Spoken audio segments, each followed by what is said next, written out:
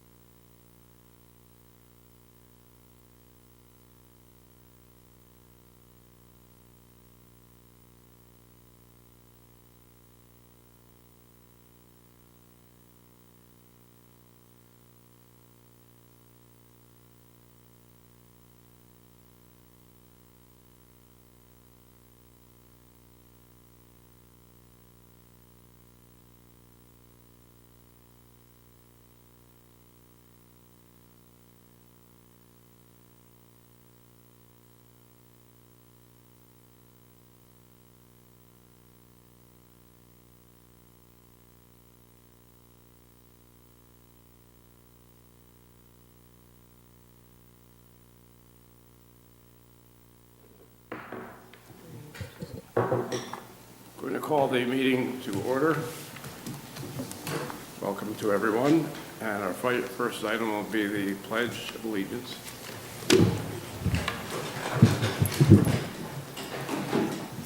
Allegiance to the flag of the United States of America and to the republic for which it stands, one nation, under God, indivisible, with liberty and justice for all.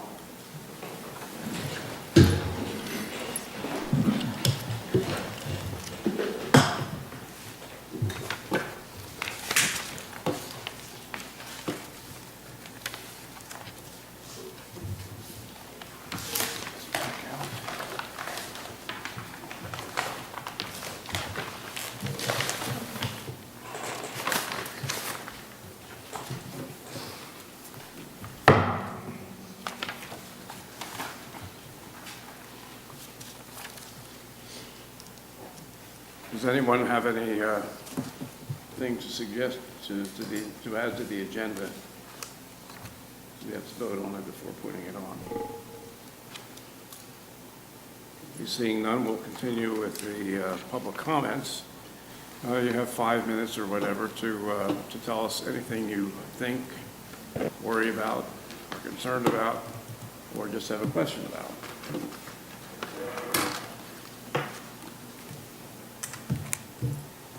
I don't see a rousing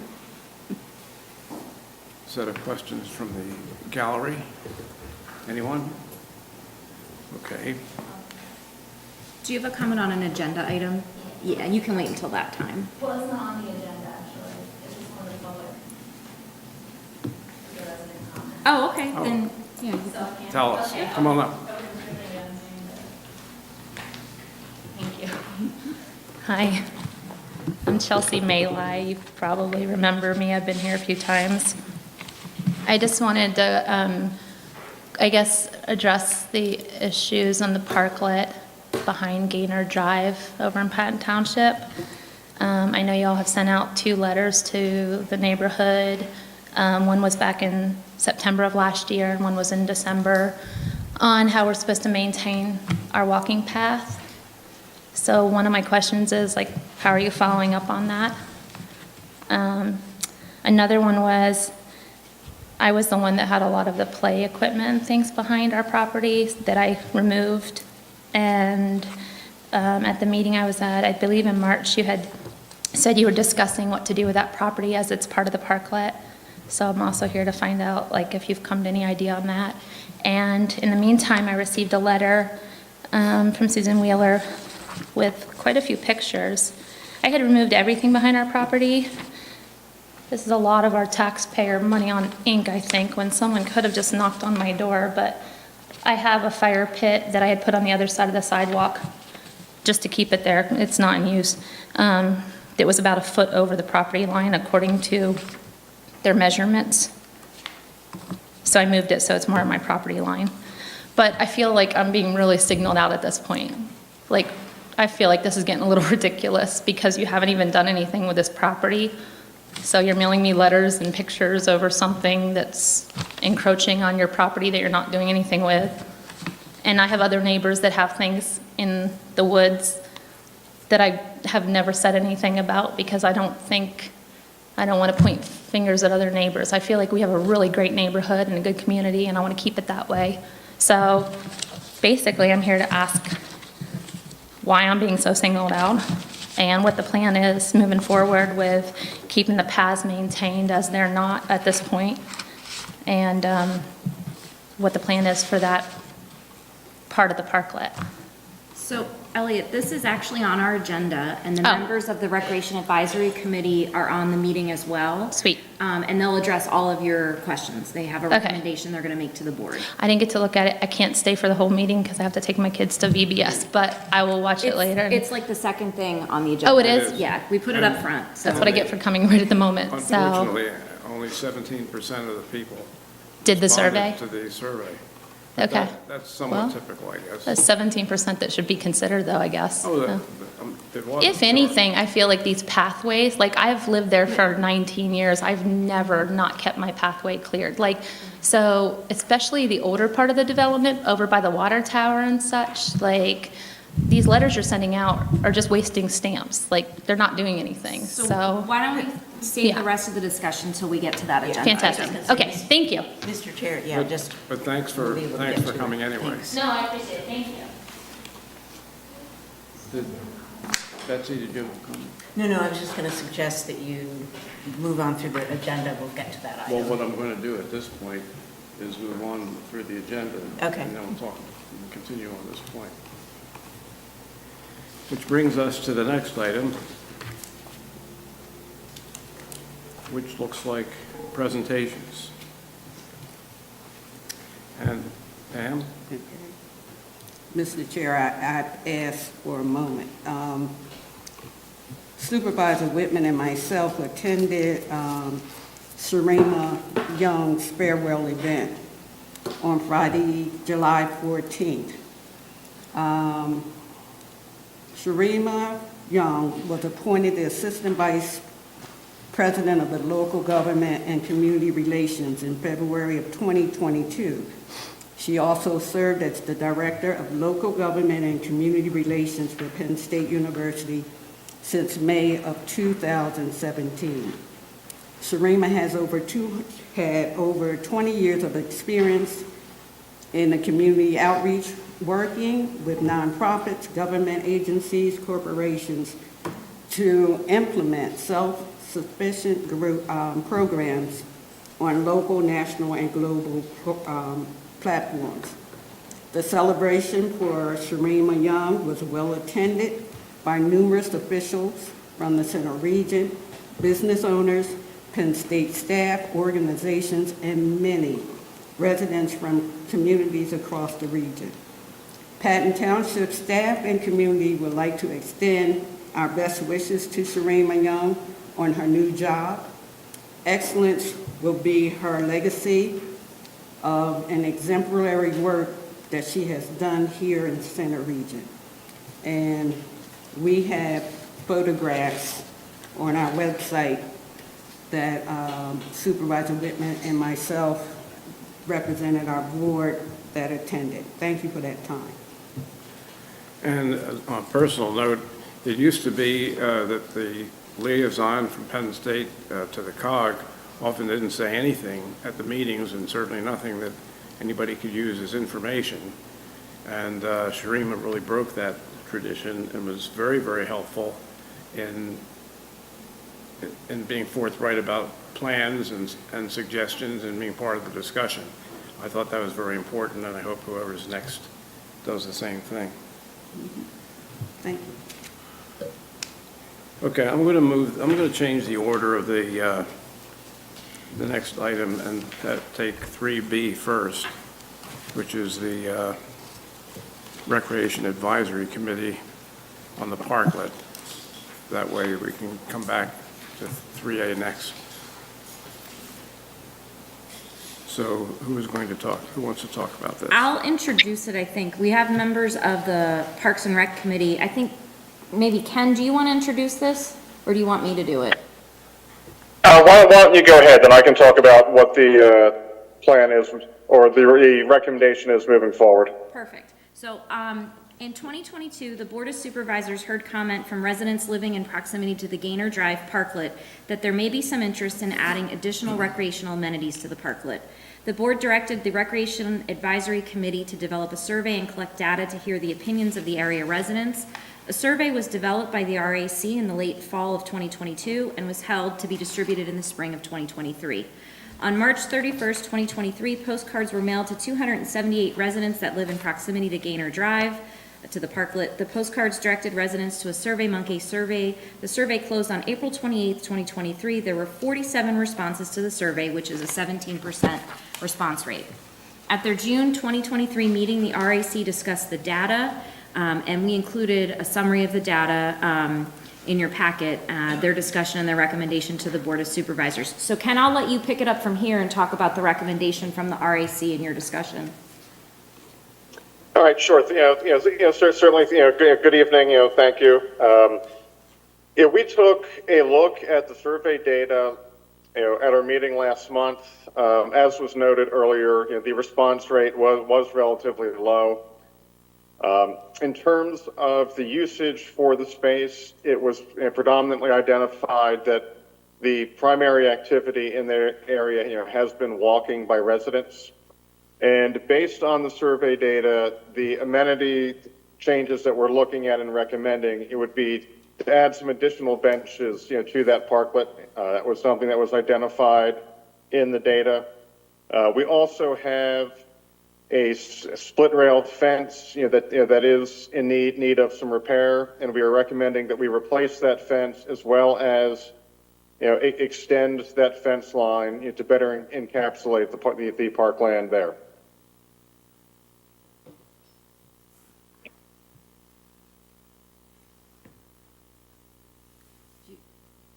Questions? Any questions or comments or reactions? I have a question about the. Come on up. Stand up again. I'm just curious, and I should have asked it when I was up there. The overgrowth that's behind, that's in the area, I'm sure the walkway kind of goes around, if you've been out there, on both sides of the parklet. That used to be nothing. There used to be nothing there. When we built our houses, there were a couple of small trees that are now real trees. And in the 20 years, it's just gotten to be overbrush and just, weeds. So is that something that, since it's part of the parklet, they plan to start maintaining and clear that out? I mean, we've got a lot of ticks in the area, so that would be nice considering it backs up to both my house and then our neighbor's house that's on Whisper Ridge. Because it sounds like you're going to put a fence around it, but in addition, I'm asking if you're going to also clear it up. Ken or Susan, can you answer that question? I'll go ahead and defer to Susan as to what some of those options might be. Well, we have many areas in Gaynor Drive Parklet that are vegetated, that have trees, and they're either on slopes or they're on the edges of the banks that are around the detention basin. And it's not ever been our practice to clear out all the vegetation in a park and turn it all into grass. We generally, in our parks, have a protocol where we have areas that are used for play and we have areas that are left natural. And so that slope that's behind Ms. Malai's house and the other properties, which is a slope, is very similar to the slope that is that goes down the property at the fencing that we're suggesting that recommending be replaced. All of those areas, it would be almost impossible to clear those slopes and keep them in grass or something like that. So we have not discussed making any changes to the grass areas that we have, but we would keep the grass as it is and keep those slope areas in natural vegetation. That specific sloped area, though, backs up to the homes. I understand the ones you're speaking about are near the water, whatever it's called, the field, over near the park. But this area backs up to like several homes on both sides. And just for the eyesore and the fact that you're being so particular on children playing in it, I feel like it'll maybe avoid children playing in it if it's cleared. If it's going to be left that way, I just want everybody to get off my back about kids playing in that area. It's a parklet, and I've done everything on my part to move my supplies.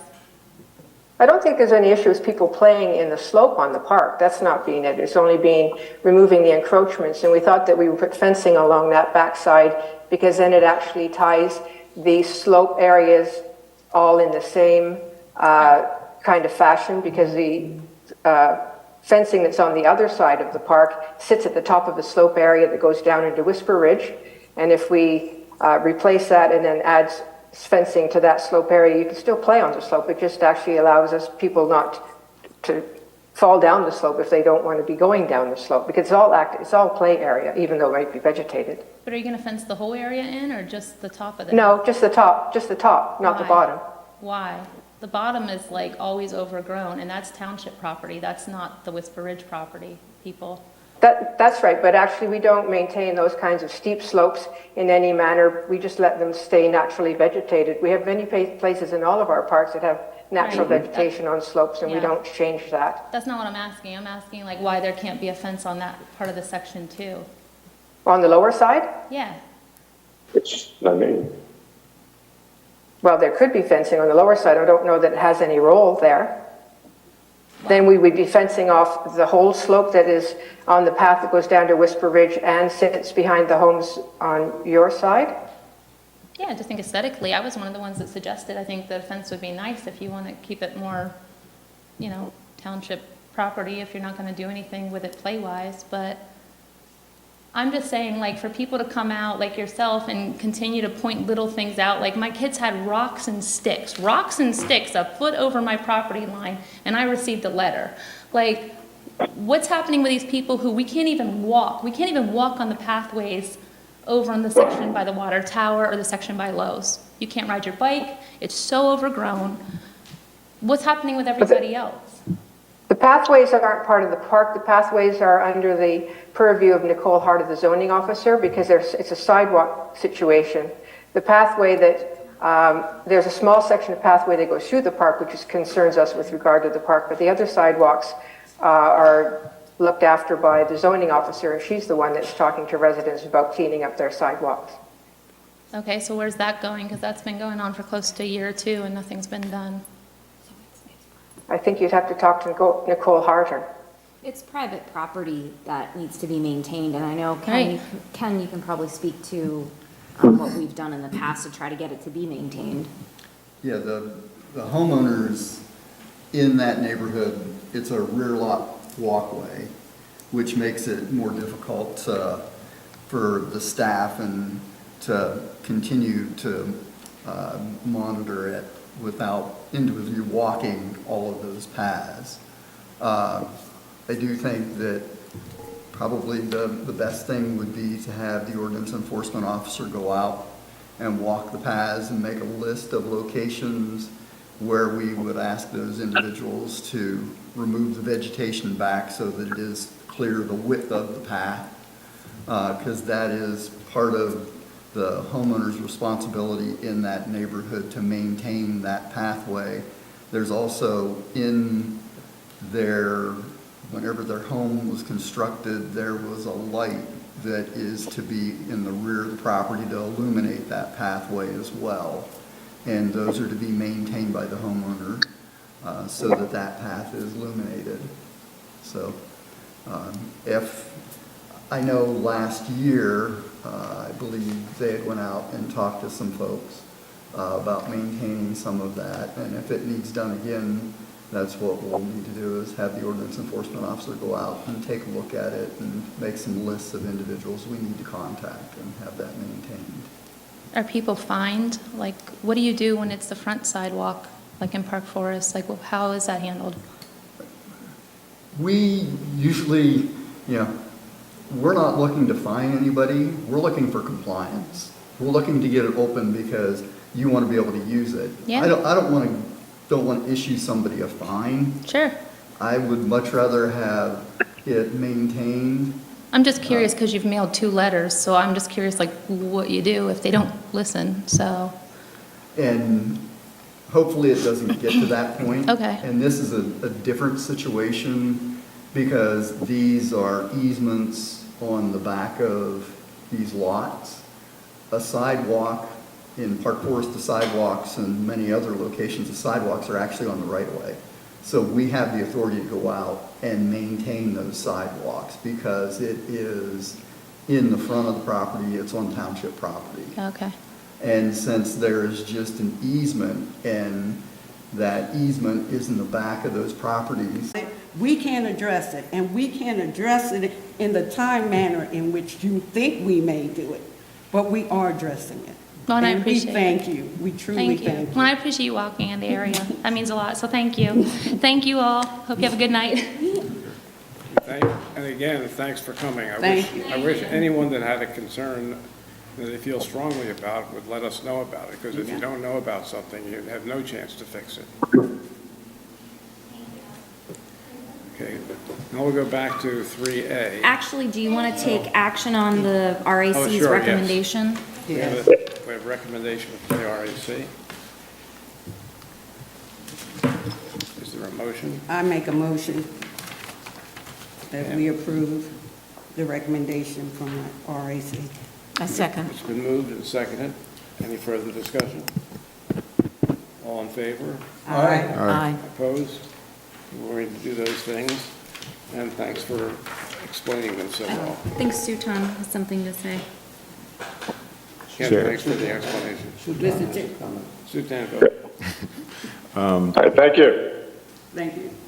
thank you. Well, just a second. Yeah, so just for clarity's sake, again, the issue was that there were materials placed in that area that is government property that wasn't by the government, and thus created a particular safety concern, safety issues. And so the ask was to remove those objects from the area. And we recognize now that, again, that's still township area, but we have spaces where we do have vegetation that is natural and overgrown, and we want that to happen. But that doesn't exclude individuals from playing in the area. It's just that we can't have residents putting their own materials for liability purpose, safety issues and stuff like that.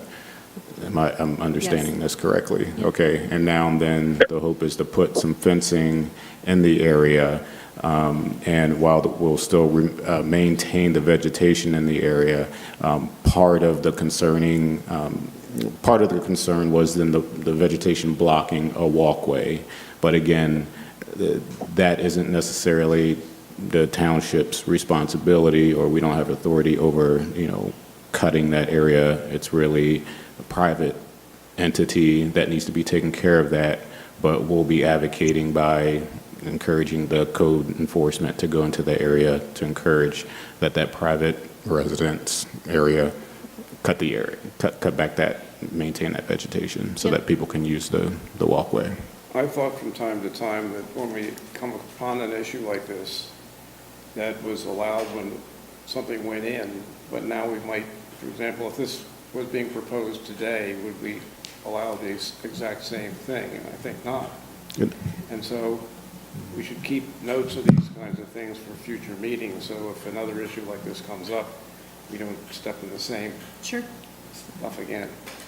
That was why years ago it was brought up that we would never consider rear lot walkways again. And we would only have sidewalks in the front of homes for the reason that they're easily patrolled by the police department. They're easily maintained by the Public Works Department if they need to be because they're within the township right of way. So Didn't that also come up in Timberton or one of the other? Timberton, they had a private walkway that they didn't want to keep or maintain, and they did come in and actually had their land development plan adjusted to remove that. Right. That was one of those private pathways as well, where it wouldn't have been open to the entire public. It would have been open only to the individuals that were residents of the Timberton development. And so they had a majority of the individuals in the development that did not want to maintain that or did not want to utilize that, so they had it removed. I'm glad we're keeping up on this, and we'll be told if we're not. Betsy has a comment. Betsy? Yeah. I just have a question about the lights on the pathway. Did I understand it that the residents of the plots are supposed to keep their lights on? There is a small light, I think, and Like a floodlight? no, it's Oh. like a 60-watt bulb. It's just behind each of the homes, there was a light, and it was placed close to the pathway. Oh. So that it would be lit through the evening. And it's a requirement whenever homes were built that they actually had to have that light in the rear of the house. So that would have been a homeowner association or a lot association or ordinance of the township? It's part of, it's a requirement on the land development plan. I'm not quite sure if there's a deed restriction on the homes that they need to maintain that or not. We would have to actually look at the deeds for those properties to find that out. Gotcha. Okay. I can see why it's a sticky issue and why you prefer to have sidewalks on or paths on the front. Thank you. Okay. Wow. Okay. Mr. Chair, Thank you so much. Yeah. Pam? can I make a recommendation to our board that they meet with Susan Wheeler? And Susan, if you have the time to take our board to do the tour that we took, I think it will answer a whole lot of questions that was presented, if you don't mind. No, that'll be fine. I can arrange that with each member as they choose. Okay, thank you so much. We're going to take a tour. Thank you, Susan. Yeah, 2 by 2. That's the max. Thank you. Okay, now, where did I lose myself here?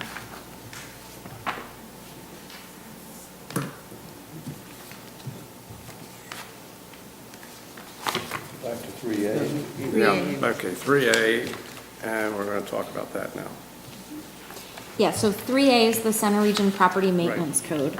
And that's a much longer thing than this last one was. Whether or not the action is longer remains to be seen. Yes.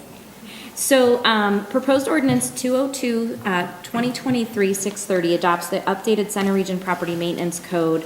We listed the sections that we are not adopting as part of the code, and then last month you had talked about section 101.6 tenant rights, and you agreed at that time that you would like more information on the section before you would go ahead and decide on how to proceed with it.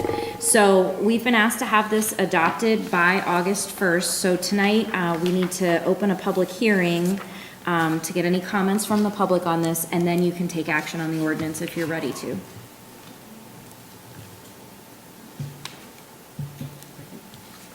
Anyone have comments? Do you wanna- Ready for the public hearing. Okay, I'll open the public hearing, then we'll talk about this. Would anyone like to speak to it? Do we want to have any additional preliminary discussions to encourage people to speak, or? I'm not seeing that anybody wants to say anything about it. Right. So then it's up to us to decide if we're going to actually, what we're going to keep and what we're going to leave out. Yeah, I would suggest that you could close the public hearing now, and then you can consider the ordinance, consider adopting it. Okay, that's a good idea. Who'd like to move that we close the public hearing? So moved. Second. All in favor? Aye. Opposed? Okay, the public hearing is officially closed. one of the shorter meetings of the year. Okay, now we can actually vote.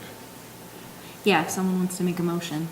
So can I move that the board should adopt ordinance 2023-630, Center Region Property Maintenance and Fire Code? I'll second. Okay, it's been moved and seconded. Any further comments?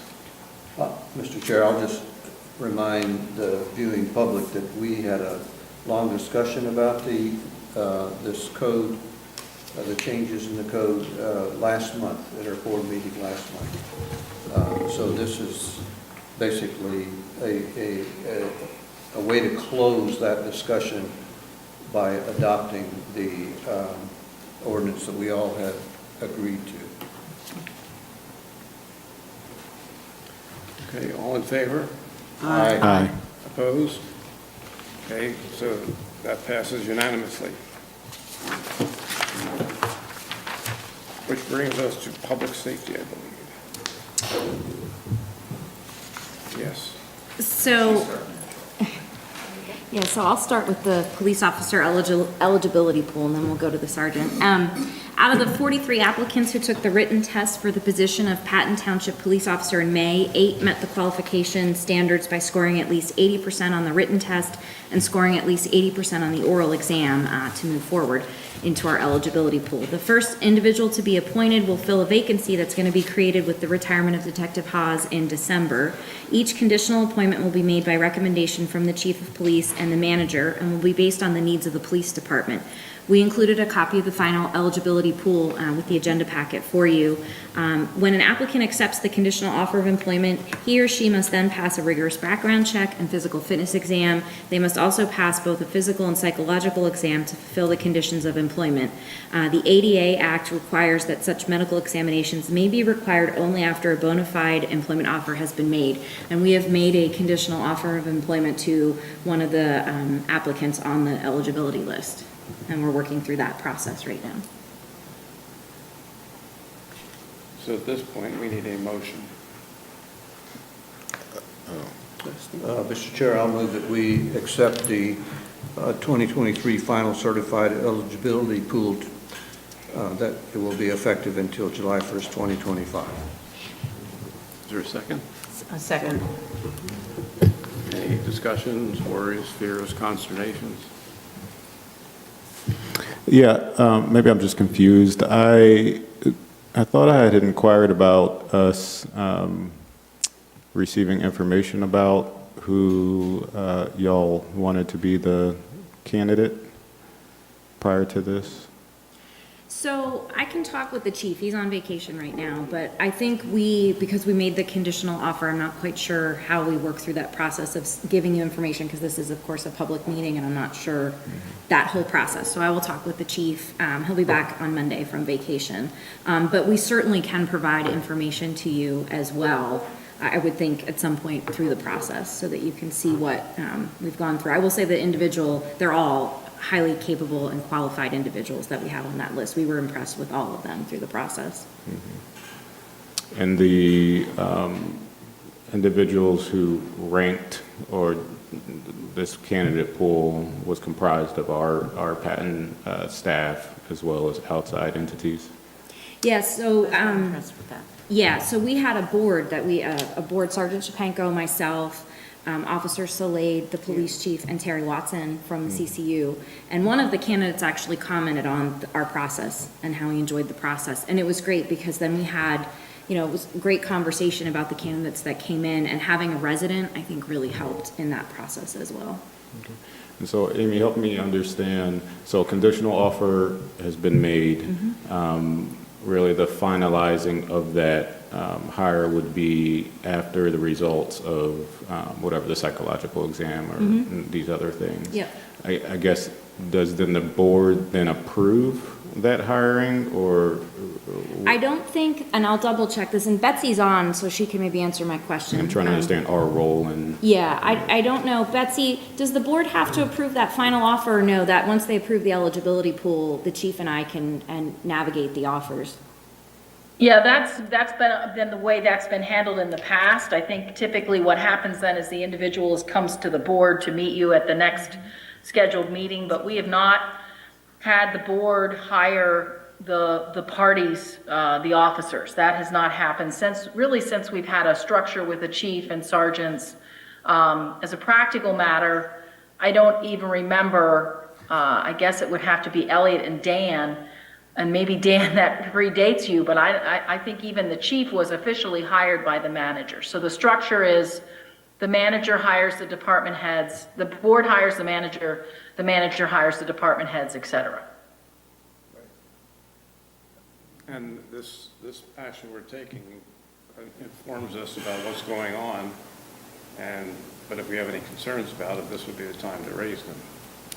Well, I think that's then the issue, is that it seems like we're at the end almost, and so providing any sort of like commentary, I don't know if Oh, I see. Okay. it's really appropriate, or, you know, it would be meaningful sort of like at this stage in the game. And I understand, like, again, I understand the barrier between elected officials and, you know, the individuals sort of like working as a staff, and I want to respect that. And yeah, I think probably trying to create a process whereby we are able to have a little bit more insight and input earlier on, not necessarily to make the determinations, but to just provide, you know, feedback. I think that might be helpful, not only for this, but other things. But at least this seems really important. Is it worth at some point having a work session to describe?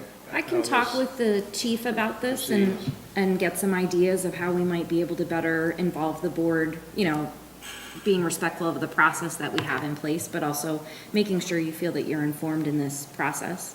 Yeah, because I love that we have external individuals, you know, from just our staff, like Terry Watson, who was able to sit in and obviously have more information about, you know, the candidates and provide feedback, and so that's wonderful. And I think if we already have people outside of the sort of like staffing chain, to me it is reasonable then to actually have the highest you know, body, I guess, who are actually looking out for all the residents to be involved in that process. Yeah, and we can also reach out. State College is also hiring right now. I think Ferguson's probably going to be hiring, so we can reach out to some of our neighboring departments to ask them how they handle the process as well with our elected officials. Should we schedule this for some time just before the safety fair to see if there are any other concerns that come up that we might have? Well, if you could approve the eligibility pool tonight, that would be... Well, that's a separate thing, right? Yeah, and then I'll talk with Chief Jolly when he returns from vacation next week, and then we'll see, you know, maybe next month we could discuss it, or after. The individual that we offer, or made the conditional offer to, is actually at the academy right now, so you'll meet this person when they finish going through the academy, so. Okay. Mr. Chair? Yes. I just wanted to make a comment, and I wanted to, first of all, start by thanking whoever arranged this. I know that when the last time there was a set of interviews, Jessica Buckland and I were on the board, and we both looked at the interviews specifically and saw that there were 5 men making the interviews, 5 white men, and we talked among ourselves and then suggested to the board and to the manager to make that more diverse and to do some outreach. So I just want to say kudos for what has been done so far. And just so the public knows, the people on the board were you, Sergeant... Shapenko? Oh, okay. And Chief Jolly. Yep. And Terry Watson. Yep. And Officer Katie Salade. So Officer Katie. So we have 2 women, we have a person of color, so this is far more diverse than it was the last time it was done. So I just wanted to fill you in on that, members of the board, and also members of the public, of how we've progressed. And I want to thank everybody involved in that. And I will also relay a comment from Terry Watson, who may have been the one that you mentioned earlier, because you mentioned one of the applicants. But he said he was just very impressed at the thoroughness and the the detail and the nature of the questions being asked. And I will say also for the public, this is actually a rather significant commitment on the part of staff and the public. It was an all-day. It was 2 days. Sorry, yeah, okay. Even more so, it was a 2-day, full-day procedure. So this member of the public, Terry Watson, took off 2 days and came in to participate in this. So that just gives you a little bit of information, and I look forward to seeing what the chief says about another meeting.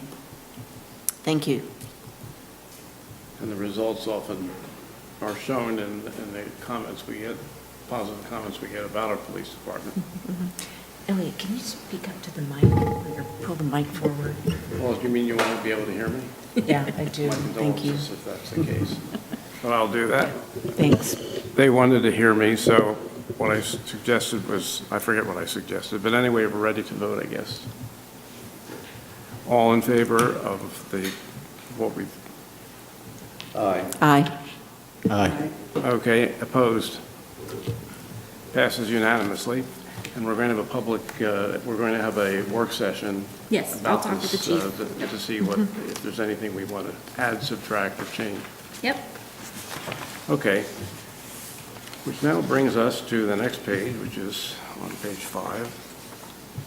Monthly report. Sergeant Japenko has that report. All right. Good evening. It's a pleasure to be here on my annual visit to the board. It's nice to see you all. In your packet, you should have the June 2023 police report. June is usually a pretty easy month for us. We lose a lot of residents with the school being out in May. So we lose a couple thousand people. So June tends to be a little bit quieter month for us. If you'll see in your notes, we had 112 traffic stops, 11 citations, 2 parking tickets, and 25 criminal arrests last month. Bike patrol was active and rode 65 miles, conducted 99 business checks, and handled a couple incidents as well. As far as the major activities for the department, a few notes here. A 27-year-old male was arrested for aggravated assault, simple assault, and harassment. He had gotten into a physical fight while intoxicated with his roommate, and that male pulled a knife out during the fight, and the roommate received a laceration on his hand. So he was duly charged. A 29-year-old male was arrested for unlawful contact with a minor. The male was sending obscene material by text message and Snapchat to the minor. And then further investigation occurred, and the male ended up being charged additionally with harassment and possession of marijuana and paraphernalia. 52-year-old female was arrested for violating protection from abuse order. Of those 25 arrests in June, 8 were for retail theft, 4 were for minors law, which is also underage possession of alcohol, and 4 arrests were for driving under the influence. Officers conducted 25 vacation home checks and batted about 500 on the warrants that they attempted to serve. Of the 112 traffic stops, 356 incidents and 25 arrests, there were no uses of force in June. Under community relations, we had a couple ride-alongs, mostly from the police applicants that we had from the testing. Officer Tuskovich, who's a member of the tactical response team, gave a presentation to the Clinton County Camp Cadet program. And then Officer Schaefer helped out with the Bellefonte Police Department's Bellefonte Cruise, and he also assisted with the annual Camp Cadet Golf Tournament, which is a fundraiser for Center County Camp Cadet. Among the training activities that are listed, Officer Tuskovich attended Justice Network or JNet coordinator training, and JNet is the governing body that oversees all of our access to criminal histories and criminal records and DMV records. So he's got to be up to speed on that. If he's not, you guys don't have a police department. It was very important to have. Officer Vardzell attended drone operator training, and the reason for that, he is a crash reconstructionist, there's another officer in our department who's a crash reconstructionist, and they're part of a multi-agency team as well that handles serious and fatal crashes in the county, or at least for the center region, and they use that drone for mapping crash sites and intersections. Officer Snyder and McCaslin received certification on the NIC poly testing system, which is a field test to rapidly determine what kind of drug you might come into contact with. Officer Tuskovich and Officer Schaefer attended training on dealing with active shooters. Detective Fedorenko attended training on the use and distribution of xylazine. Xylazine is a sedative and a tranquilizer for cows and horses, and we're finding that is being mixed in with fentanyl, which is a synthetic opioid, and it's very powerful stuff and very unpleasant. And the major reason it's such a problem is that you've probably seen in the reports in the past, so often we use Narcan or naloxone to revive someone in an opioid overdose. And if someone's taking this as well, that might not have an effect. So it's a very dangerous substance. And as usual, you're getting your money's worth out of the chief and then some. He's at the CAC Advisory Committee. He was on a training for active bystandership for law enforcement. He's working on the committee for getting a Humane Society police officer in the county, and he was also the guest speaker at the Happy Valley Business Association meeting. And then included in your packet too are a couple notes from citizens. One commending an officer for how he handled or how he interacted with their son on a vehicle stop. And then there's another letter in there, a letter of support that came after the state trooper was killed in Juniata County a few weeks ago. Not expected, but much appreciated when we get those letters. They're included in your packet. And I think there is also in there a picture of the trooper who was killed in the line of duty, Trooper Jacques Rougeau. His funeral was up in Erie, and we sent 4 officers up there to represent our department, and they represented Patton Township in that trooper's funeral procession. You also have the list of calls. As usual, like in June, it does go down a little bit with the student population moving out, or at least most of the student population moving out. And I highlighted the major calls at the beginning of the presentation here. But if you have questions on anything else in the call list or in the police report, I'm happy to answer them. If I don't know the answer, I will find an answer for you. Any questions, concerns? I just have a question. If you could explain briefly the active bystander for law enforcement? What's the bystander aspect of that? It's actually it is a program that they do training for police officers if there's multiple police officers dealing with a situation, and one sees another officer do something that either doesn't follow policy or is against the rules in some degree. It's training for that officer to say, hey, even though maybe you're a higher rank than I am, or you don't work for my department, you're doing something wrong, I have to step in and stop it. So it's sort of a new training that's come out in the last couple of years, and it looks like the chief is on a committee to kind of lay some groundwork for that training. But it's basically if an officer sees something going on wrong, how to deal with that properly. That's huge. Yes. That's a difficult area in any profession, but especially in law enforcement. So I applaud the chief for attending that, and I'm assuming then he will come back and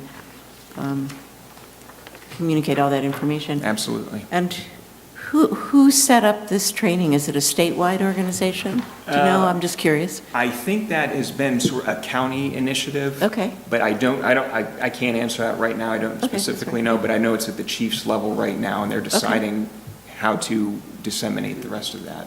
Well, thank you for that explanation, and I'm proud to see that come about. Yeah, it's a big step. Thank you.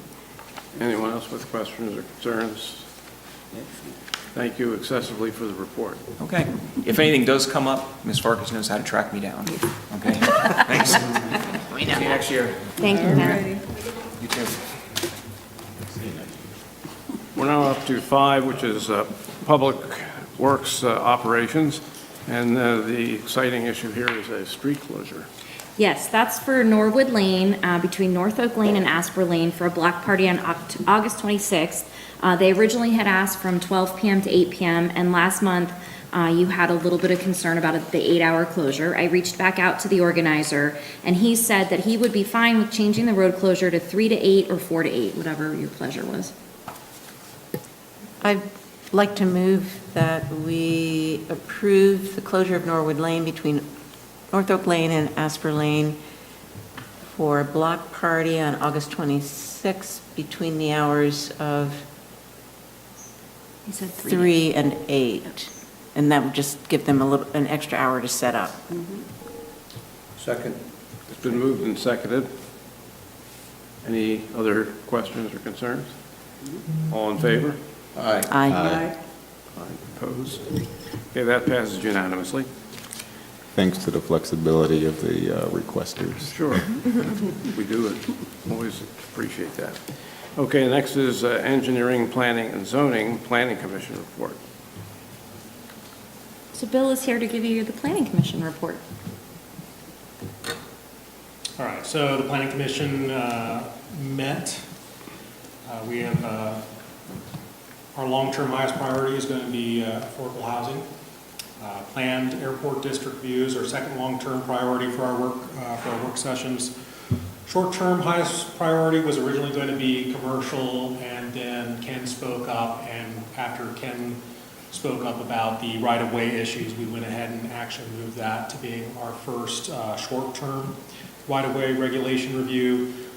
We'll sort of work in the review of the commercial zoning district, but getting the right-of-way regulations taken care of will also help us on our second priority, which is going to be the sign ordinance review for you all.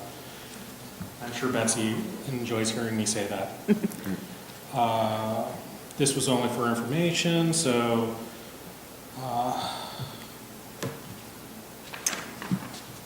I think the only other thing I might mention, Bill, is Clearview Avenue rezoning request. yeah, because I was going to say I don't know the Fillmore store one. Okay, we also recommend approving the Acres project temporary permit, and we had also received a presentation. We also had received a presentation. I've got this in my notes. For a zoning request of 160 West Clearview, we've asked staff to go ahead and provide us with the information on that so that we can move forward on that. We did have two people speak, the first being the developer and the second being a member of the community. The member of the community is already expressing opposition to the rezoning request, so we will be probably having a very long meeting one of these days. Yeah, we're actually working on, the member of the public had asked that, we do better notification. So we've been working at a staff level with Sophie. Sophie put together a great postcard that we're going to mail out probably to everyone within, I think, a 300-foot radius of the property, notifying them of the rezoning request and directing them via a QR code onto our website to get the information on the request. We put together a frequently asked questions sheet that explains what the nature of the request is, what a rezoning is, what the process looks like, the meetings, where they can get information about meeting agendas, that kind of thing. And then also the request letter itself from the developer and a map that shows the area. So we're trying to be as proactive as we can to let residents know what's being proposed, because most people in the general public don't know what a rezoning is and how Pennsylvania law plays into things, and so we tried to explain, and we've all kind of worked together as a team to get that done. And Sophie is just a gem. This postcard she did, we were very excited about, and never thought I'd be excited about a postcard in my life, but it was good.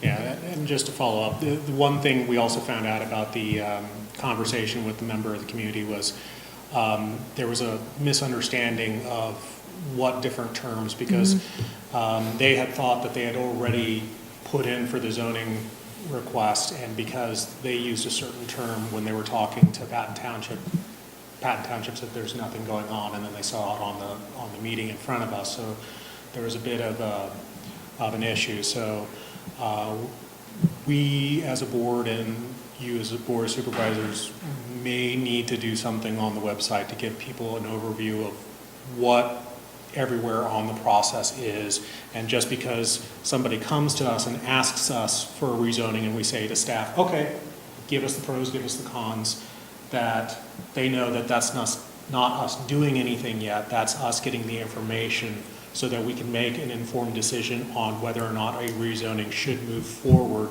further in the process.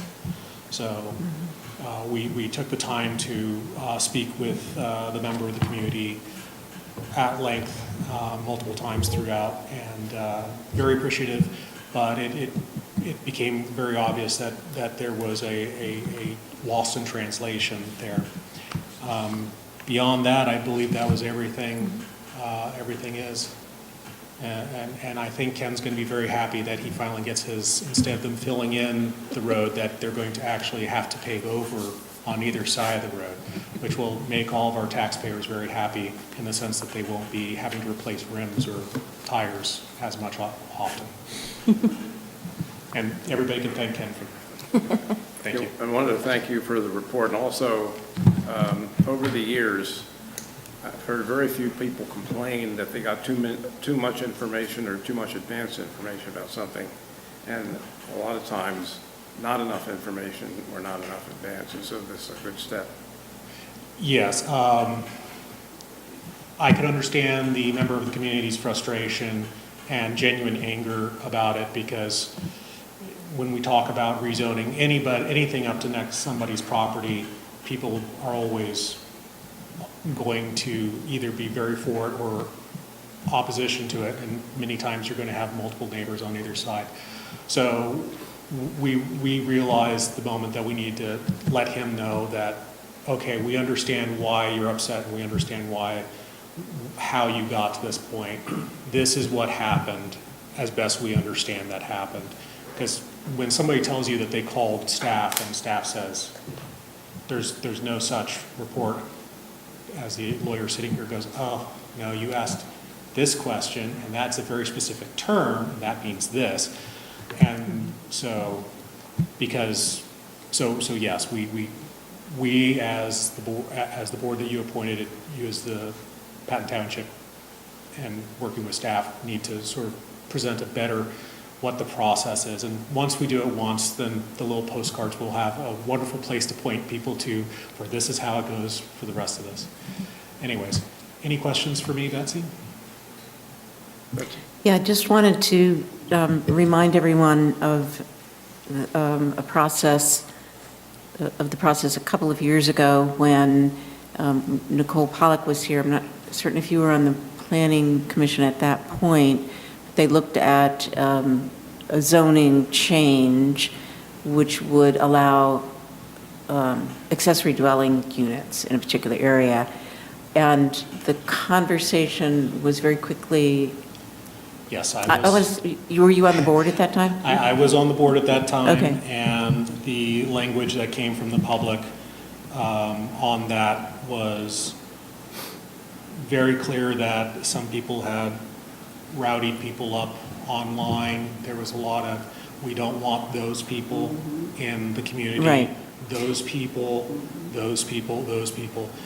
And I had to, at that time, basically explain what workforce housing meant as it related to our community, and point out that a first-year professor at Penn State would be considered workforce housing eligible, even if it was two of them in the same house. Exactly. And that kind of opened people's eyes up. So again, when we talk about workforce housing, my recommendation has always been tell them exactly what those numbers that you're actually talking about, and then put it into something that actually makes sense for one of our local employers. Right. I just want to emphasize that the conversation got out of control, not at the Planning Commission meeting, but beforehand on next door Park Forest, next door neighbor. And they introduced some words that were perhaps charged. So perception is, you've done a great job. Perception is reality.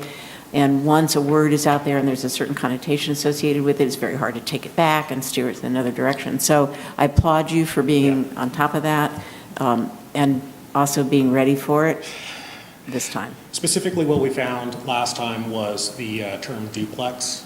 Duplex really it was the term duplex. And this is what this is why you you now use the term accessory dwelling unit. Yeah, it was a lightning rod, but a couple of years from now, ADU is going to be a lightning rod, and then, so the lightning rod changes. But And I agree, it was duplex. I just yeah. want to say that an ADU is not necessarily somebody using that as a rental apartment. It could be Right.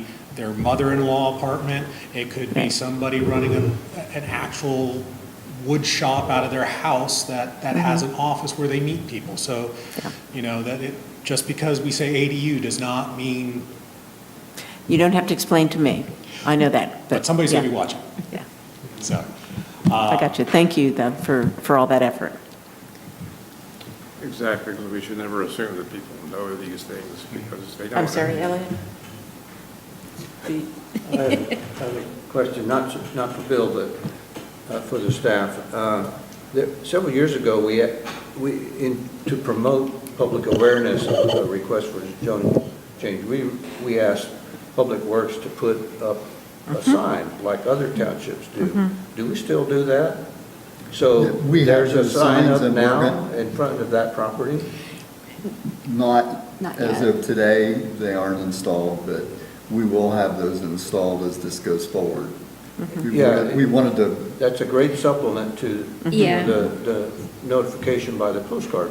yep, By definition, the notification by postcard is only people within the 300-foot radius, you say. But the whole public should know about it. Yeah, we're And the only gonna, way is with a public sign that's out there. we're gonna also do a push on our social media so folks are aware of it. And then if it comes to the board and the board decides that you want to advance this where you're gonna take action on it, Pennsylvania law actually requires us to post the property and provide notification by mail to property owners within a certain radius around the property, and we have to do that 30 days before we can take action on it. So there are multiple opportunities. We just wanted to jump ahead of things so that folks could participate at every level with the discussion. It's the way to do it. Yeah, I think Pam did it. Pam? Bill, I want to thank you and the board. I watched that particular meeting, and as we talk about the charging words, I think the developer used affordable housing. That's Sorry. real. I think the developer used affordable housing in his speech. That was a lightning rod that started the conversation. I think when we talk about affordable housing, and I have to thank Anita Tees and Patton Township for their board that they put together to get the education out. Affordable housing, people tend to have a stereotype of affordable housing, and we thought about changing that to sustainable housing, which means that housing for teachers who work here but can't live here, bus drivers who work here but can't live here. So as we move forward on the education piece of changing the word to sustainable housing, I think it'll go much further into individuals who have lived here 30 years, which we don't want to see the neighborhood change. Well, it's not the neighborhood's changing. We're trying to get those teachers to be able to live here, who teach the kids, who are a positive role model in our community. The workers who work at Walmart, or any entity, our fire personnel. We want them to live here and enjoy what we all are enjoying. And I have to applaud your committee, your commission, how you handled it, how we move forward as a board and as staff to educate. Because our motto is, all are welcome. Well, we place have for to all. stand it. Yeah, we have to stand behind what we put out. Yeah. So I applaud you, and please let the committee and commission know that this board stands behind it in any way we can help. Thank you. A place for all. Anyone else? Which we still have to get that logo. We're working on that. Yep. That is on my list. Thank you very much. Okay. Now we're up to the Fillmore Store component to planning module. Yes. So there was no land development plan submitted with this, so the Planning Commission did not see this, but there was a sewer planning module that was submitted for the Fillmore store for a 1,500-gallon holding tank.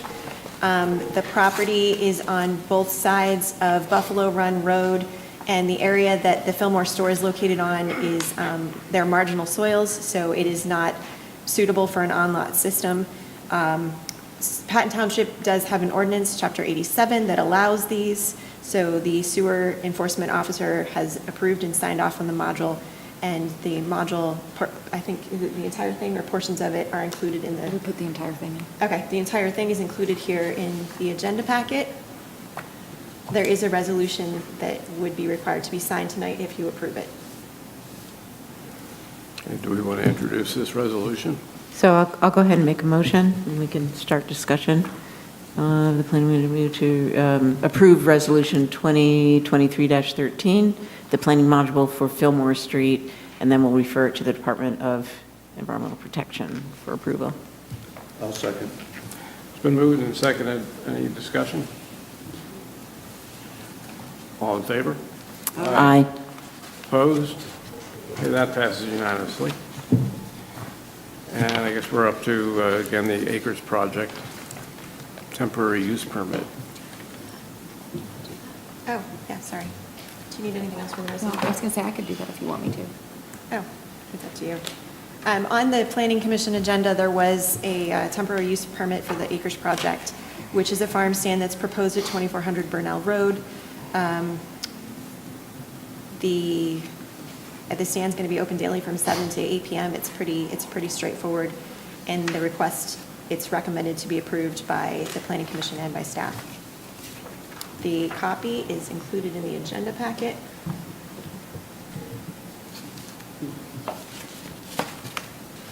I think there's some photographs. There we go. There's some photographs that go along with it.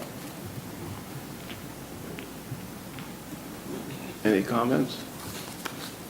In case people aren't familiar with the Acres Project, in many cases, support for people on the autism spectrum ends at the end of school and does not continue, even though the condition itself may or may not continue or may change. And some people need support long beyond that, and the Acres Project helps to provide some of that support.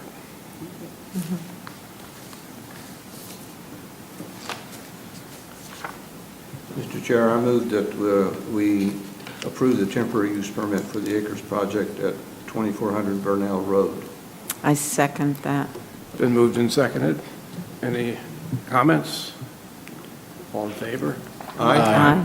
Opposed? Okay, that passes. You need to save some seconds for over here. Thank you. Thank you for doing it. What'd I do? I said they need to save some seconds for over here. They keep taking up the seconds. You're slow on the draw. Well, that's because it takes time to speak into the mic. Right. I'm trying to. Move it up, bro. Move it up. Okay, now we're up to appointment of consulting engineer. So, as you know, our former engineer, Alexander Castruccini, has left us to go to Virginia to work for a private engineering firm. So we solicited proposals from qualified firms to fill our consulting engineering firm, or engineering role for the remainder of 2023. I would like to fill the in-house township engineer role fall or winter, but I'm trying to see how things function and what kind of needs we have and make sure that we're getting the right fit for the township and make sure we're meeting the needs of the township. So having a firm in the interim is going to help us kind of get through with the permitting stuff, the MS4 program, and the land development reviews. So we received proposals from Alder Run Engineering, Stahl Schaefer Engineering, and Steve Balke. Susan Wheeler, Nicole Harder, and myself reviewed the proposals. Susan put together a rubric for us to review them. So after reviewing and ranking the proposals, we have a unanimous recommendation that the board appoint Alder Run Engineering as our consulting engineer. Alder Run is actually run by Ms. Michelle Marrow and is based out of Osceola Mills. Ms. Marrow was actually Patton Township's assistant engineer and assistant public works director from 2003 to 2005. She also did third-party monitoring services for the Haw Tract until 2016. She serves as the engineer for Snowshoe Township, Rush Township, and Grampian Borough in Clearfield County. And I have to thank Ms. Castrotini because she actually reached out to her and encouraged her to apply for this. So I really appreciate that even on her way out of Patton Township, she was thinking about what's best for Patton Township. So we would recommend that we go ahead and appoint Alder Run Engineering as our consulting engineer. I'm going to jump on this one because I've worked with this firm. And so I would like to make the motion that we accept her, but I will defer to the far left. We'll If second. they We just choose want a to second. We want to speak up. You take it on. We just want a second. Okay, now at this Okay. point, you'd like to make a motion. It's so moved. I'll speak it louder. A motion? Yes, okay, so moved. You don't even want to say the whole thing? I thought I just did. Oh, I will make the motion that we hire Alder Run Engineering as our consulting engineering firm from the dates listed in the package until December 31st. I think actually it starts tomorrow. Yes. And then goes until December 31st. It actually starts tonight as soon as you approve it. Nicole's at the ready to text her and let her know. Second. Okay. Okay, it's been moved and seconded. Any comments? All in favor? Aye. Opposed? Okay, that passes unanimously. And a little-known fact, I think that Grampian is a town that you reach on Route 879, isn't it? I have no idea. West of Clearfield. I have no idea. Is it? I've seen it on the signs on 322 and 80 out that way, and Grampian's in that area. Okay. So now we're up to a special meeting. No, the program plan. The program plan, that's right. I'm ahead of myself. The COG program plan. Yeah, so And the we're trying to come up with something that will be our consensus Yes. opinion, and then it goes before the whole COG. Yes, and we have to have our consensus comments back by the 21st. I'm looking at Eric, like, could you give me just one more day? He's sitting in the audience if you want to address. He has a copy of your compiled comments. I sent them over to him, so he has them. So we put together the comments from all the supervisors that we received, plus Larry and myself, and we just need the board to decide which comments you want to move forward, which comments you want to add, anything else, and Eric can answer any questions, Mr. Nuremberg, that you might have. It's all in this document here. Yes. So I'm ready to go. Does anybody else want to say anything? Or Mr. Chair? Why don't you start? So first of all, I want to thank Amy for sending the comments over to Mr. Nuremberg and for you supplying that schedule. So that makes perfect sense. I had something similar, but I hadn't done the back-to-back. So I will say, I do know there is concern in the literature about people doing split shift work or changing shift work, but I'm assuming it happens. And there are just some fields where it comes with the territory. Anyway, so that is my comment on the fire. And I know we're not going in order, but I just wanted to thank people before we started. Okay. I'll piggyback on that. I've already put my comment in, but we'll get to that when we try to consolidate all of our comments into a consensus comment. But my main concern, I haven't had a chance to ask Walt or Sean, I'm wondering if there's even a pool of people who would be qualified to do both jobs, be a firefighter and also be a code inspector. That seems to me very extremely specialized. And then the third aspect of that is, would they even want to work this kind of a schedule? This is, for somebody, especially if they have a family, doesn't really make any sense in terms of having a stable working, what's the word? An environment where they're jumping from a shift from 8 a.m. to 6 p.m. and then the very next day their shift switched to 6 p.m. to 8 a.m. the following morning. Anyway, that's my main concern, is that are you even going to find people who would be qualified, and secondly would agree to this kind of shifting? So good evening, Mr. Chair, members of the board, staff. My name is Eric Nornberg. As you know, I'm the COG Executive Director. And we appreciate all of the advanced communication, and I will try to respond to these questions and also acknowledge that we have a couple of members from Center Region Planning Administration to help answer some of your other questions later on. So we will do our best this evening to answer the questions that have been identified or others that come up, and then we'll let you all facilitate your consensus comments that will, as Amy noted, will then go on to the to be compiled for the general forum of the Finance Committee to utilize. So first of all, thank you to the Township Manager for sending all of that to us earlier. That gave the agency directors and myself a chance to look at that and start to respond to the questions that were just shared. To answer Mr. Trevino's question, yes, there are people who are interested and have already contacted through the grapevine or directly either the fire director or the code director that this is a very typical shift, not one that I would want to work, and maybe not you, but a typical shift in the fire business that people do find that they like working these kind of shifts, and that enables some to have side jobs or side businesses that they're able to do when they have multiple days off at the end of the work period. So there are folks that would be interested. The primary entry for this position will be the qualifications for the firefighter driver. That position is the critical one for meeting the needs of the Center Region Fire Protection Program service area, so that we have drivers that are able to respond and drive other firefighters who are volunteers who may not be qualified yet to drive apparatus.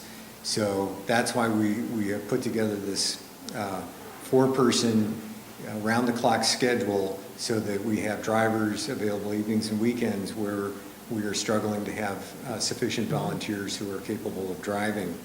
During the typical workday, we do have full-time staff at the fire station who are available to do that. So the innovation here is the shared relationship between code and the fire protection program.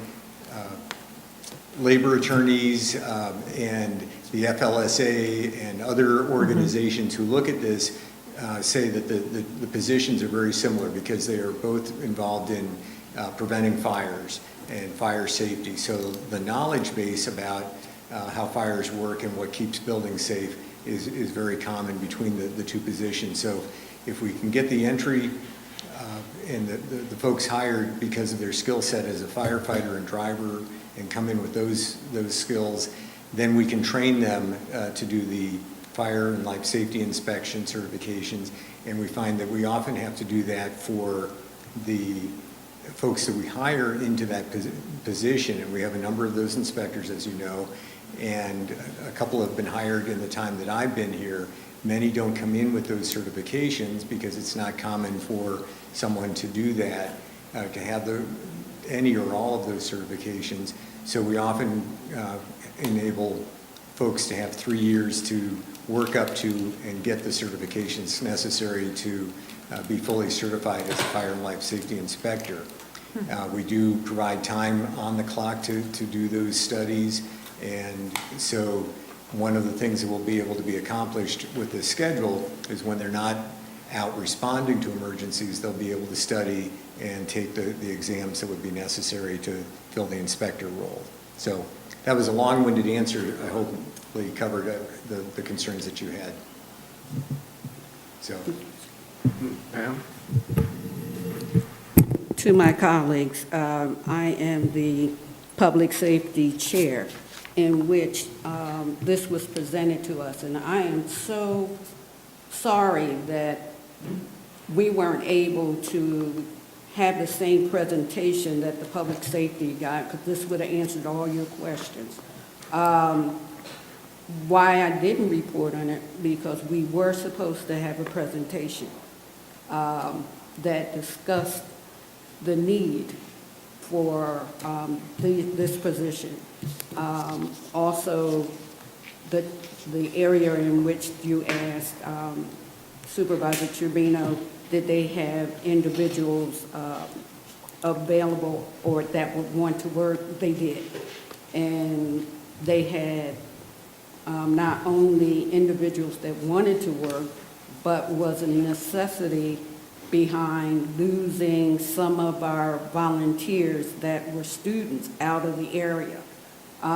This could fill in some of those vacancies if we got ahead of it. And I am so sorry that Sean Kaufman, our fire director and EMS coordinator, and I saw Walt, who was here earlier, their presentation combined was strong, was very strong, and a strong argument to any questions that we might have. It looks like coming down the line, I don't know about the other municipalities, but once I think we can get a more objective presentation that was given to us at the Public Safety Board, all of any questions you might have might come to light. I know this has to be voted on by August 1st, but I would like either Sean or Walt, both, to answer, make a small presentation, send it out that we had, that our board can look at, and any questions from that point on, forward it to you. Sorry, you're messing up my birthday here, on the 21st, but by the 1st of August. Because it was very important, it was very vital, that presentation that they presented to us. So I don't know if they could send out the email, the presentation to our board or to the township manager so they can see exactly a little more information that was given out.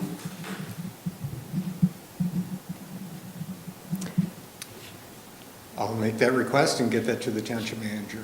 Thank you. From a personal note, I was never anywhere near that level of work, but I remember having to wake up to go to work at 2:45 or 3 o'clock every morning for 50 years.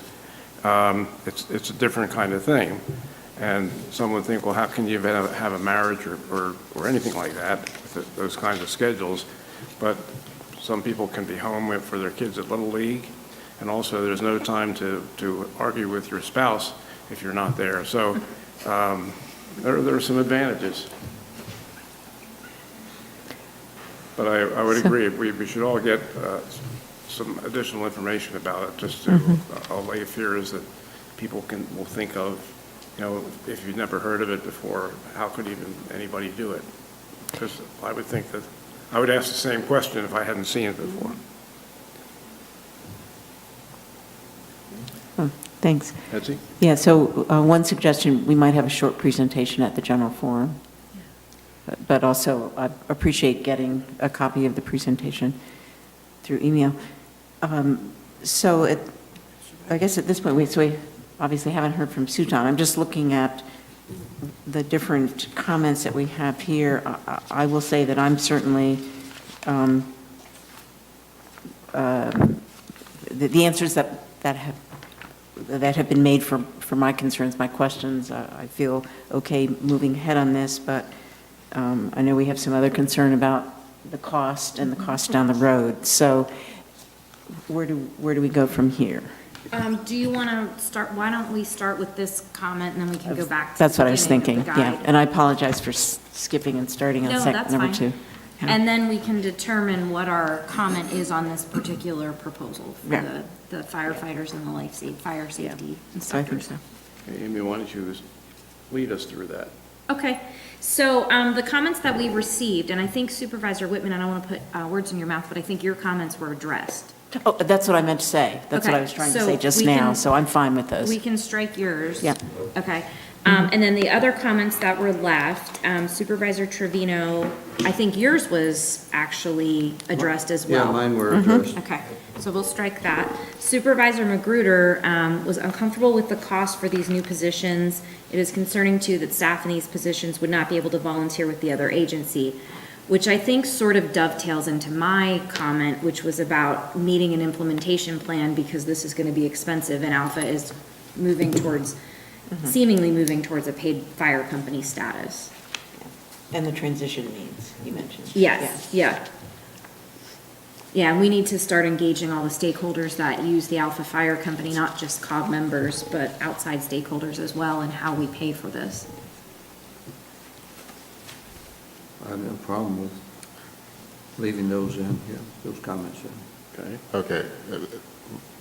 Eric, go, and then, yeah, my question will probably be, go ahead.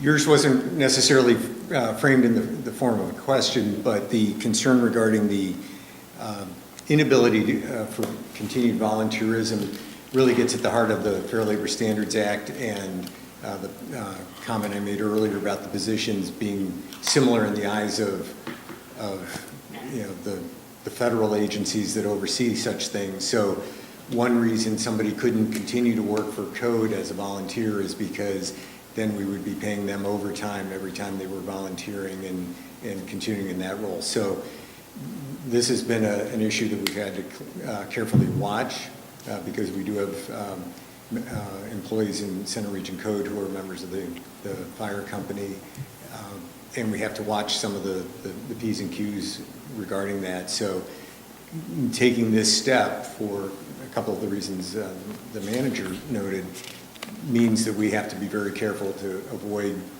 violating the FLSA, and so that's why there would be limitations on volunteerism between the Alpha Fire Company and the Center Region Code in the future if this is implemented.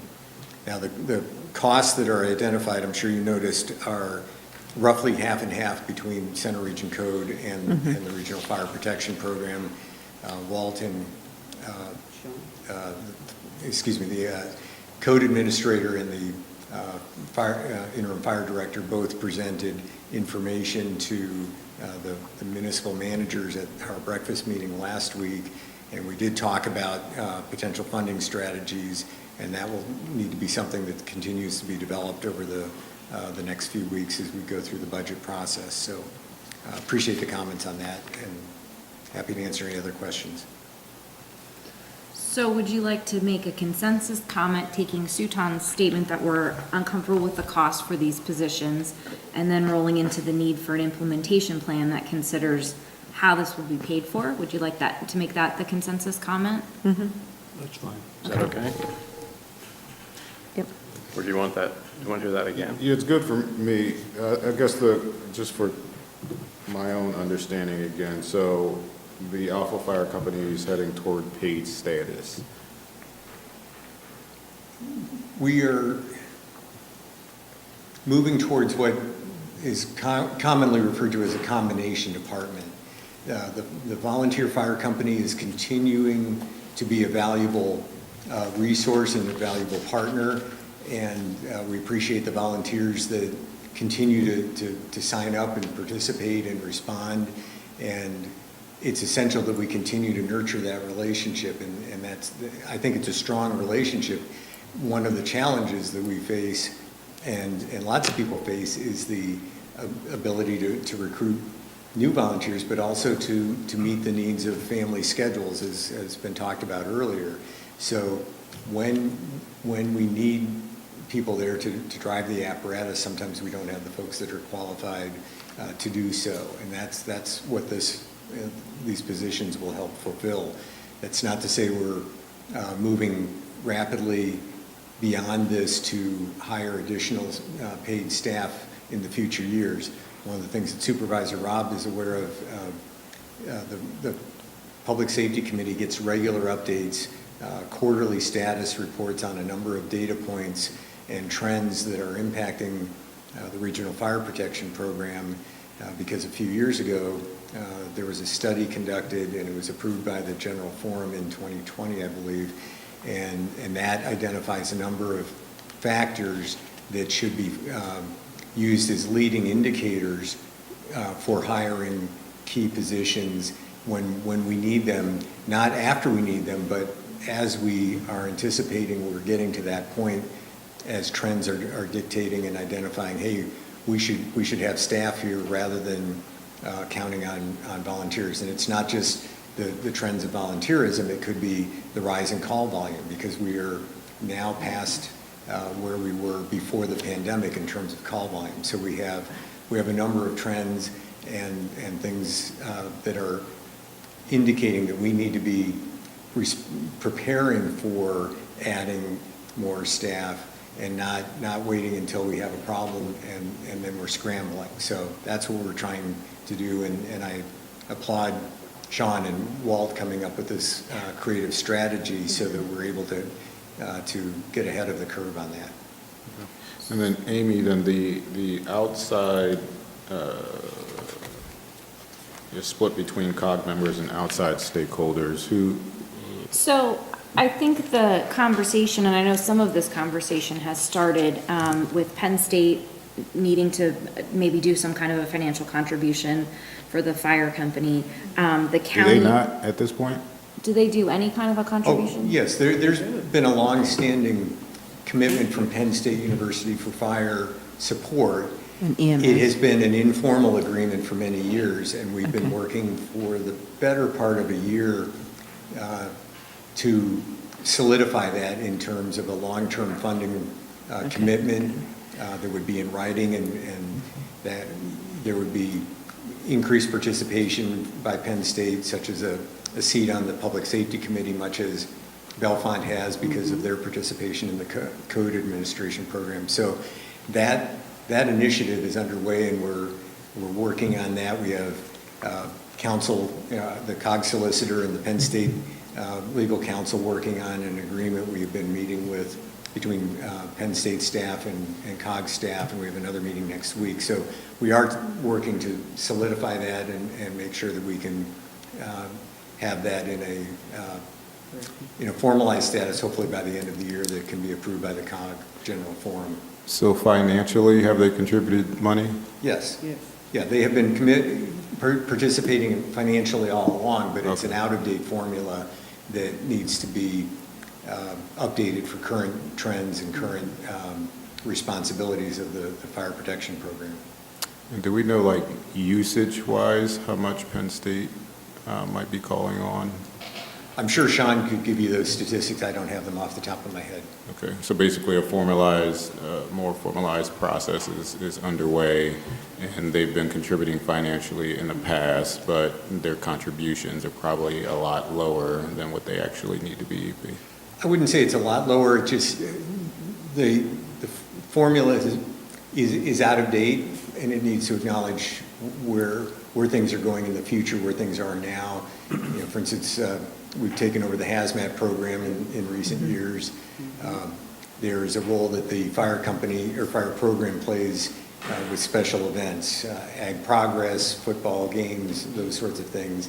And currently there is funding coming from the athletic program for the services, for example. So it's not that there's a problem. It's like the other situation that I mentioned earlier. We're trying to get ahead of that and formalize and solidify that relationship going forward. One of the somewhat intangible things is the cooperative effort between the university and the fire protection program staff, mainly Sean, to reduce false alarms and other needs that take folks away from their normal duties to respond to non-emergency events. You know, we don't want to scramble people out of bed or away from other things if we can, for false alarms. So we're working on those kind of things as well. So it's a multifaceted approach on that. I remember this issue actually came up in an era when there was not even a question about whether it would be volunteer. 50 years ago, the head of the person that took weather observations for Penn State is a university employee, and he was also a volunteer fire person. And we had a discussion about this, and he pointed out that a lot of the people responding to the call for volunteers were actually university employees, and that as long as the university supported that effort, not charging somebody for vacation for showing up to a fire for 2 hours, that was a big deal to those people. And another issue also, in those days, whenever there was a call for fire people, there would also be the fire whistle in town that would go off, and you'd hear this siren for a minute. And so everybody was aware that fire people were being called at that point. You don't hear that anymore, and so out of sight is out of mind. And I think that is one of the things that's contributed to less volunteerism. You don't see it all the time. It's probably a minor factor, but it's one of those things that happen because of technology, but you can't blame technology because that helped people get out more quickly. Sorry for... So do we want to, maybe we'll amend where I said toward paid status to combination status, since that seems to be the appropriate term. I don't want to, lead people astray. What is the best way to do that? Are you okay with that as and I'll send out these consensus comments tomorrow so you can take a look at them before we submit them to the COG. So it's a mix of paid and... Yes, mix of paid and volunteer is a combination. Yep. Okay. All right. Do you want to go back to page 1 and we can start? Give it back to you. Okay. So page 1 is about the first comments about the COG classification and compensation study. And so working our way through the comments, Supervisor Whitman supports implementing the recommendations from the classification and compensation study, but concurs with my comment about presenting the ongoing cost of implementation. Supervisor Magruder would like a more detailed estimate of municipal contributions towards wages, salaries, benefits once supplementation of reserve funds is exhausted after 2025. He noted a comparison of contributions with or without implementation of student. The finance director, Larry, said, will we only transfer $38,900 of the $50,000 budgeted for 2023? And we need to be aware that we will not have the $100,000 offset from the insurance reserve fund in future years. I'm not a proponent of using offsets for continuing expenditures. And my comment, will the employees receiving pay adjustments be eligible for both COLA and merit increases in 2024? And there's an ongoing cost to implement the recommendations of the study, and this should be presented to the elected officials to properly vet its impacts.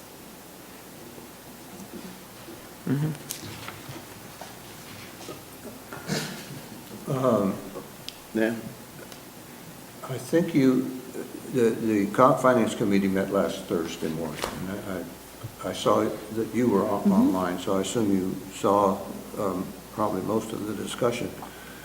We talked about, let's put it this way, COG responded to your first comment about will the employees receiving pay adjustments be eligible for COLA and merit increases. I think the bottom line was you have to treat everybody fairly and equally. You can't do something for one group and not another.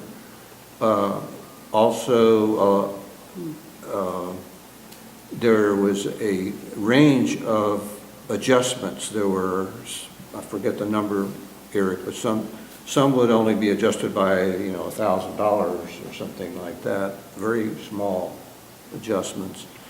Others, and then in between 1,000 and 5,000, there were some, and then over 5,000 adjustment. There was whole nother group. I think the bottom line was, correct me if I'm wrong, or is one of, equity and fairness, treating everybody equally. Go ahead. The other component to that is in terms of the COLA and merit question is that the data that forms the basis of the study results is 2022 data. So it's already at this point about a year old. So if it's implemented later this year or early next year, it will need to be adjusted to keep pace with current inflation and market changes. And that's why there would be an adjustment for all employees, those that are receiving market adjustments as well as those that are not, so that we're keeping pace. The goal is to have all of our staff paid fairly in accordance with the market study and be able to keep that current. If for some reason we are artificially under adjusting for COLA or other factors, we're going to be back in the same predicament in a few years where we're not paying some or many of our staff in accordance with the marketplace. So that's one reason for making that adjustment there. Now I did hear, and some of you who then later participated in the executive committee meeting this past week, we did acknowledge and understand that there was concern on the part of the finance committee regarding use of one-time dollars. That was a recommendation that we staff put forward as a result of hearing feedback from the the finance committee last year that we have a fund balance in the insurance reserve that could be brought down a little bit more, and by using some of that fund balance, we could soften the initial impact of the wage adjustments on our municipal partners. By using those dollars in the first year or two, that kind of softens the blow, but eventually the cost would need to be borne by the funding municipal partners, and we certainly understand that. We also understand the concern that was raised by a couple of folks about use of one-time dollars. So I think the recommendation may be to take this back for continued look at the implementation strategy by the finance committee. The presentation that several committees have already had, including finance, exec, and HR, will be presented to the general forum on Monday night, so everybody will have a chance to see the full presentation by GovHR, the consultant that did the classification compensation study, and be able to ask any questions of the consultant. And I guess that's the report that we're receiving, and we're not necessarily advocating a certain thing? Or am I on the wrong topic? It is the report that was discussed, how to handle after you hear it, what do you do with it? Right. I think I have heard a lot of feedback that, and I heard a couple of comments earlier, that people, elected officials and others, acknowledge and accept and support the findings of the study in terms of the deficiencies and the changes that are necessary to bring staff into alignment with the market for their particular classification. What you'll hear, if you haven't heard the presentation yet, is that we have nobody that's paid over market.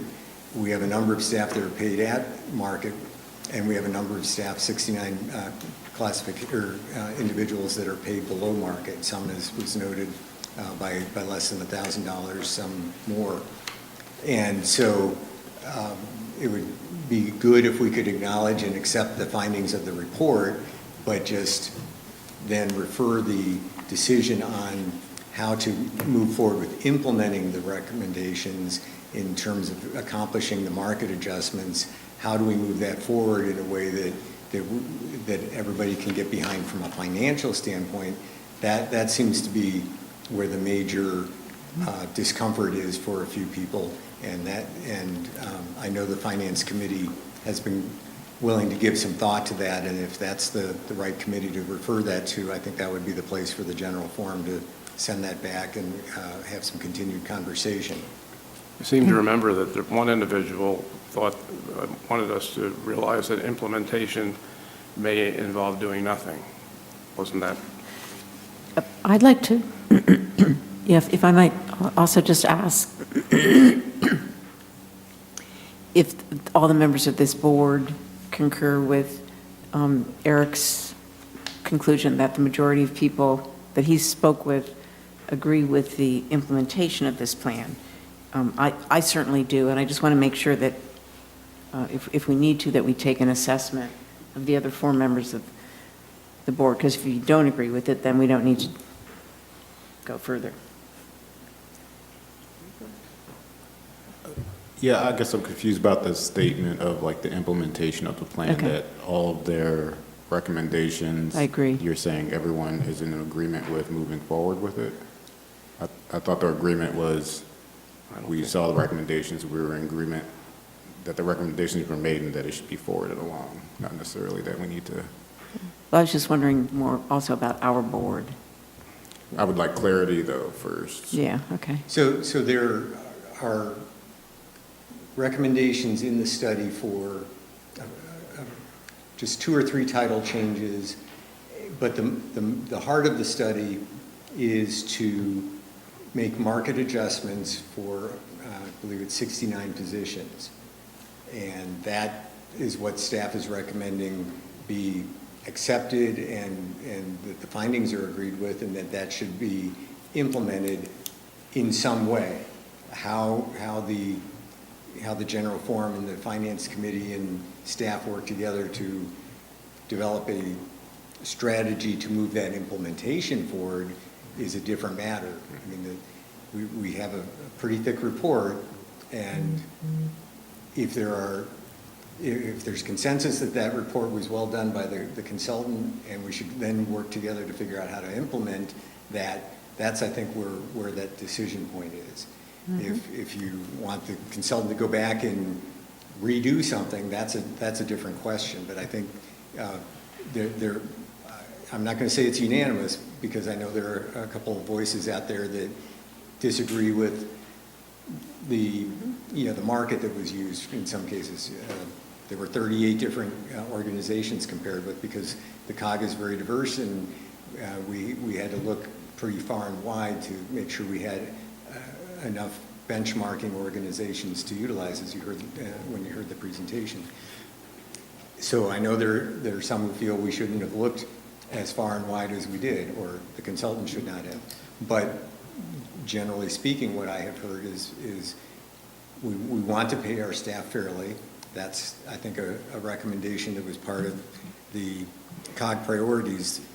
Take care of what we own, take care of our COG staff, take care of public safety. Those were the priorities established by the COG earlier this spring, and I think my recommendation is that we at least say to the COG staff, we agree with taking care of you. We're trying to figure out the next steps of how do we fund that, and how do we do it in a phased approach that we can support. Now, I have opinions on that second part, but I think we need to get through that first part first. Are you able to talk about the opinions on the second part today? Yes, I do want to get the. Yeah, but if you want to take this in stages, please feel free to. Let's all hear what. So I was very concerned at exec, the undertone of objection to this and how it came out in different ways. And one of them was the definition on the report of accepting it versus receiving it. I'm sorry, accepting it what? Accepting versus receiving. When I hear a report, I've received it. If I hear a report and agree with it, is that accepting, or is that the same thing? And that was confusing a lot of people. I think we wound up with the idea that the study was done, and the person that did it should be paid for it. The study is done.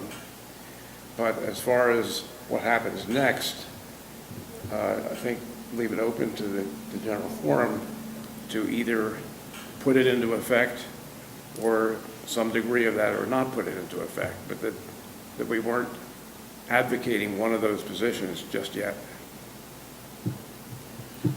And so back to Supervisor Whitman's point, I know you had asked about the board, our thoughts on this. And so again, I just wanted to get clarification that it seems like from what you've been hearing and from what I guess I heard on the HR committee was that people accepted the findings and basically that something needs to be done, that we need to pay our staff.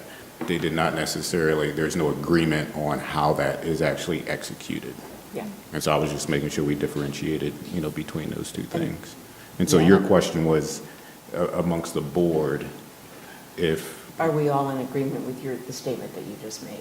that we accept the findings and recommendations from the study that basically something needs to be done, but we don't exactly know how that's going to be implemented. And so yes, I accept. I think that's right, but Yeah. is that okay with you? Because I think Well, your position is more, It's a logical argument. If we Yeah. don't accept it, there's no reason for us to discuss the implementation options.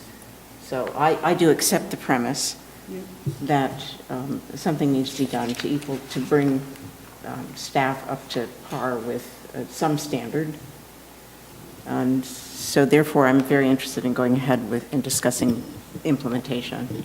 So maybe that should be your comment, that you accept and support the findings of the classification and comp study, but you feel there needs to be ongoing discussions at the general forum level and other levels about the implementation of that plan.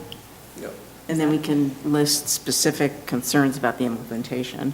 I think Yeah, I the think finance director. Larry's comments are very Talked about valid. using offsets, and then somebody in this sort of talked about the fund balance. I think that was Eric. Anyway, And- okay. I think, I want to be very careful, though, that I don't think we're at the point of advocating a specific course of action, No, even though some of us think it's important that we do that. I think that's what we just said. I think that's what we just agreed on. Yep. All right. Yeah, I think. And so, Eric, you don't need to go into complete detail about implementation, but I think it's, for me, sitting on the HR committee, I think it felt like, and this is probably speaks to some of the reactions from people who were against, accepting this study and the findings, is that it feels sort of like an all or nothing when it comes to implementation. Either we go for the max and do it all, or nothing. And so I guess I didn't have a real sense of implementation, more nuanced way, different ways that it could be implemented, that wouldn't feel like we're basically giving everything to get everybody up, and then merit increases and COLA and everything across the board versus not. So that's one of the questions I have for you is implementation, what might be some pathways? So since you're asking my opinion, I appreciate that. The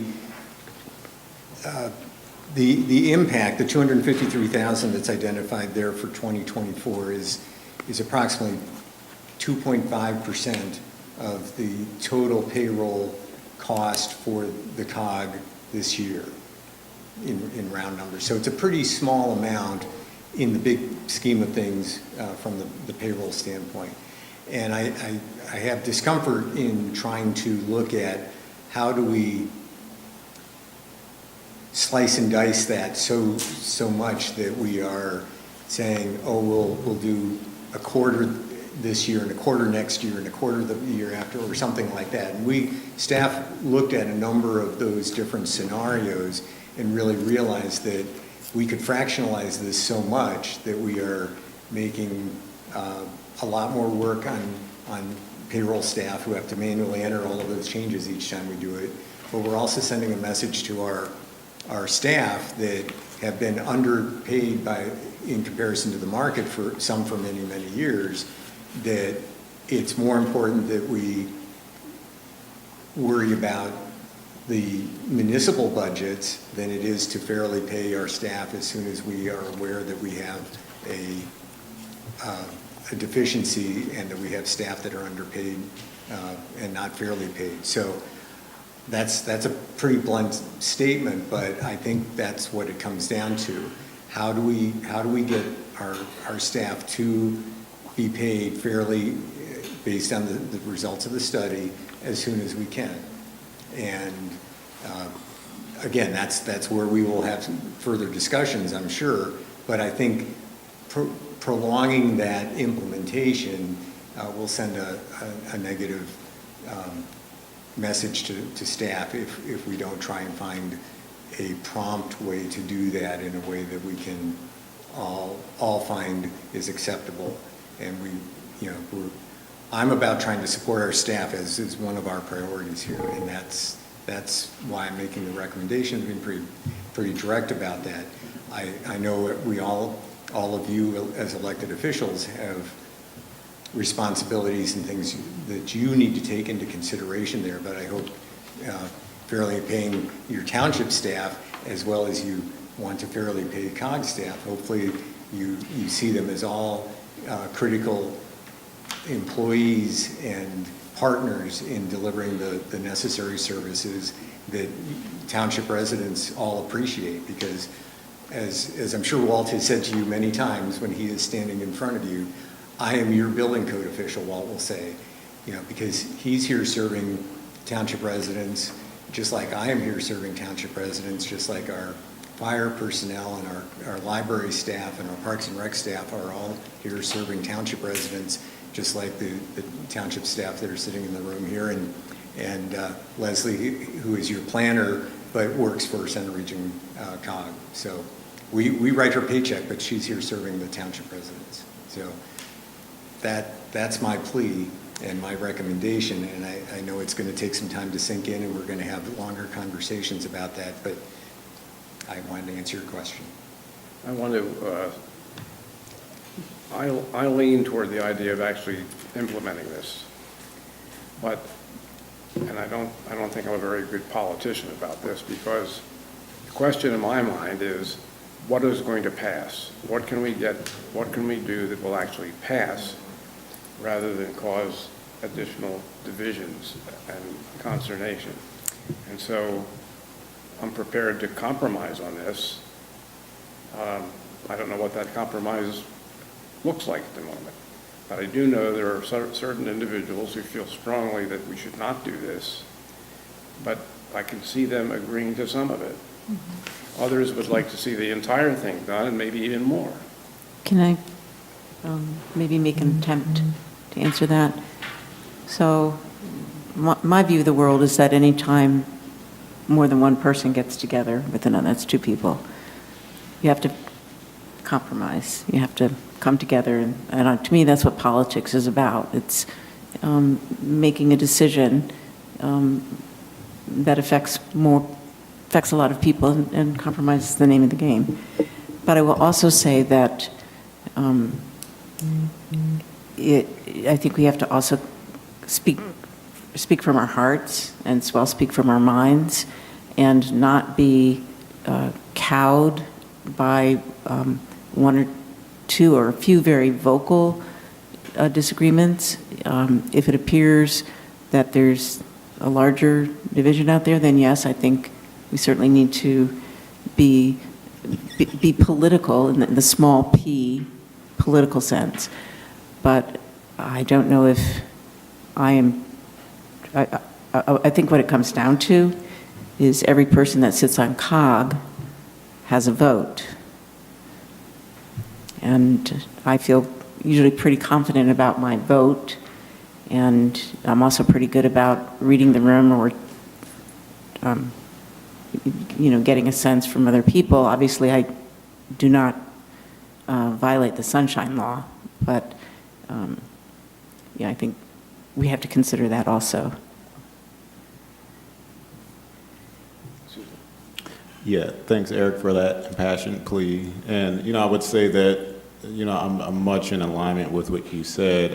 I guess my want for, additional options to be communicated, because I think what you communicate is basically, yeah, it's just that all piece is what I was talking about. And I think the concerning thing is, and again, I'm in alignment with the recommendations of the plan and making sure people are paid, what they're worth on a continual basis. And I also know, like, we've been very generous, at least within the past few years, given, inflation and stuff, the economy, we've been pretty generous with, I think, the cost of living adjustment and having that be pretty high. And I get then that if we implemented this plan, which is definitely needed, there was still that phase 2 point, right? Part of it, which was the staff who don't actually benefit from this increase because they're at market value right now. Will we come back and give them more of something? But then thinking about COLA moving forward, if we're continually wanting individuals to be paid sort of at fair market value, which I don't, to me, that would be not only the merit contributing to that, but also the COLA, right?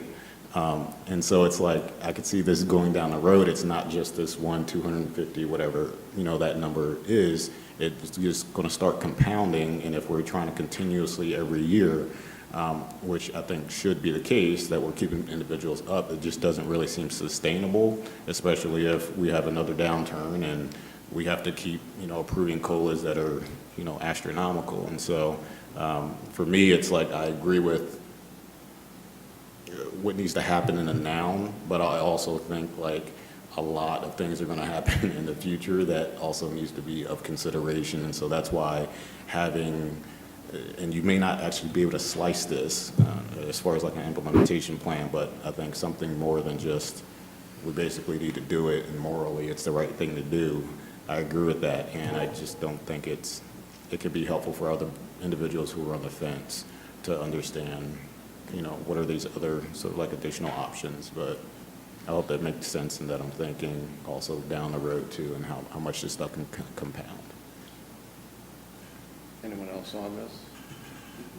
An idea struck me that one way of maybe assuring that we don't just write the blank check is to have a sunset provision or a re-evaluation provision that at X time did this work, do we need to do more, do we need to do less in the future?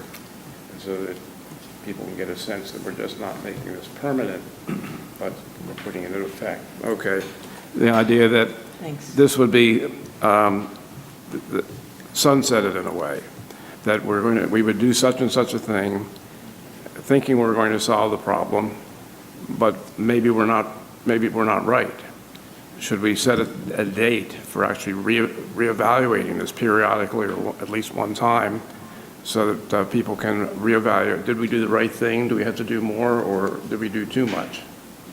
And that can make some people who are opposed to it a little more comfortable with doing it, realizing it's not permanent.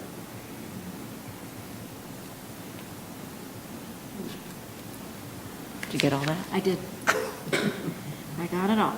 Okay. Do we want to move on to the comment on page 2 about the AmeriCorps program sustainability position being added in 2024 to the CRPA? And my comment on that was just, I wondered if there was enough work to sustain the position, and I brought up economic development work to support CBICC efforts. And Betsy, I will let you speak for yourself. Yeah. So I'll sort of take the same tack that Pam did, just from me being in the trenches for so long with the Climate Action and Sustainability Committee. And I just turned the question around or re-angled it as not so much, do we, is there enough work, but because there in fact is, but how the addition of an AmeriCorps person would speed up the progress on our climate action and adaptation plan.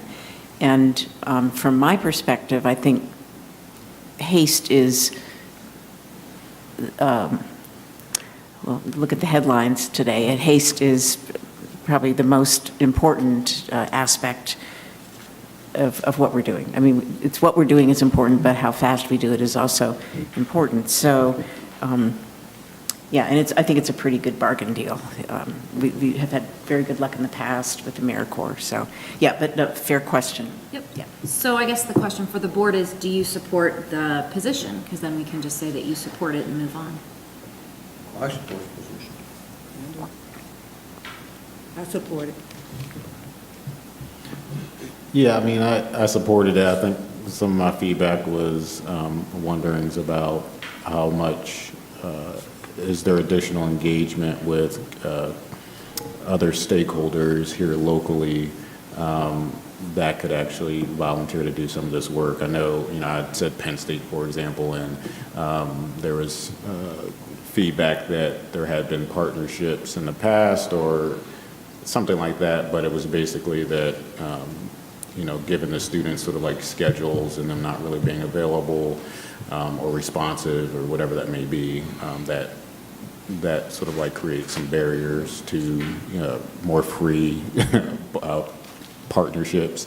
And so, yeah, I'm in support of the position, but I think still moving forward, I'd like to nurture whatever local resources we have to help support, some of these efforts instead of continually, paying out money to external parties who might be here for just a year or two. And in fact, one of the main charges of an additional staff person at the sustainability planner would be to implement the many partnerships that are integral to the climate action adaptation plan. Whoops, wrong prop. So you feel this is the best way to spend X dollars? I'm sorry? That this is the best way to spend some amount of dollars is this, rather than some other course of action? So you support the Right. positions? Right, Yep. yes, I do, yeah. I mean, I think, just to answer Sutan's point, if I think I heard it Well, I think correctly, he's that he right. was concerned, I just wanted to make sure that we were going ahead with the partnerships that we have discussed in the past. And in fact, I'm saying that this position will allow us to utilize even more of those partnerships, because part of making the partnerships work is having an infrastructure set up. So we need to get instructions to partners or objectives, goals, and find out what they want to do. And it's just the current planner does not have enough time to do all those options. Yeah, lots of opportunities out there. And there's been a lot of outreach already to stakeholders, one of which was a program in a box. I forget the exact term of it, but where we've had essentially volunteers who go out to different community groups and talk about climate action, get feedback from them. Did they think we needed to do it? Two, how they define climate. Three, what actions do they think, so on and so forth. We had to stop doing it because we didn't have enough volunteers. We didn't have that structure, but that was, an attempt to do the outreach. A lot of, yeah. And we've done surveys, forums, so we've done a lot of that, yeah. Thank you. Okay, thanks. Okay. Good question. So the next comment is on the CCMPO Transportation Grant Specialist position being added in 2024 to the CCMPO budget. I commented, and I know the municipal managers, when we discussed this at our managers breakfast a couple months ago, Doug was actually still with us back then, we suggested that the COG consider hiring a well-connected firm to do this work instead of an employee. Both State College and Patton, and I think maybe College, use Delta Development, and Delta is very well-connected and has helped us tremendously out here. The finance director's comment was, should this position help to acquire more grants? Should not these additional grants be shown in increased revenue? Supervisor Whitman's comment was, can we see a projected cost of hiring a firm to write the 3 grants per year so we can compare to the projected cost of $115,413 to hire a staff person? She also commented, if 40% of the transportation funding with the bipartisan infrastructure law is now distributed through the discretionary funding, does that mean that 60% of transportation funding is still distributed through formula-driven programs? While 60% is lower than the previous majority of transportation funding being formula-driven, can we hedge our bets for a year or two, perhaps seeing reduced funding from grants during that period, then reconsider a staff hire after that time? And Supervisor Trevino said, will COG be responsible for 100% of their salaries? If not, what percentage will we be responsible for? So we all have very similar comments, I think, on this one. Well, maybe Eric can answer my question. I thought the CCMPO was a county level committee, and that therefore it's not, COG is not the only funding source for that. Correct. We do have, there's a funding formula for CCMPO that includes funding from the county. And so, you know, this would be split shared with the county in accordance with the COG CCMPO funding formula. I happen to have with me online Jim Saylor, our principal transportation planner, and Jim May, the director of Center Region Planning, to help with these tough questions about planning and transportation planning and these proposals, because Jim helped put these together. And I will let you know that we did, the three of us, along with our interim finance director, visited with county staff on Friday this past week to talk about their funding support for this as well, and try to have parallel conversations as we're having these conversations with the COG and all of the municipalities and the finance committee, et cetera. We wanted to make sure that the county was going to be on board and in the loop in terms of providing their funding support in accordance with the formula. So with that, I can turn things over to Jim and Jim. Jim, maybe, Eric, maybe that's not necessary for my question. My question is, how much are you asking COG to fund?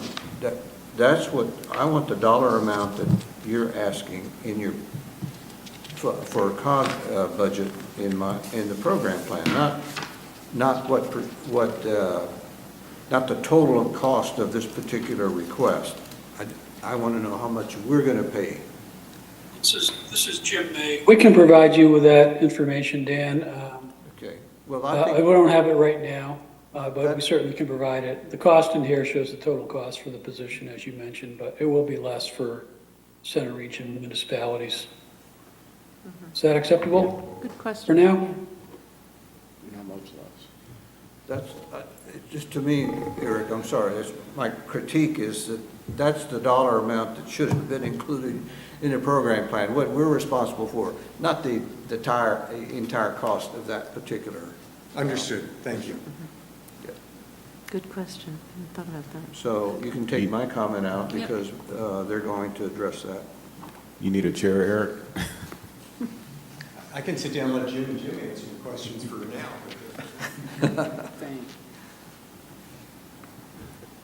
Either Jim, do you have anything further to add on this?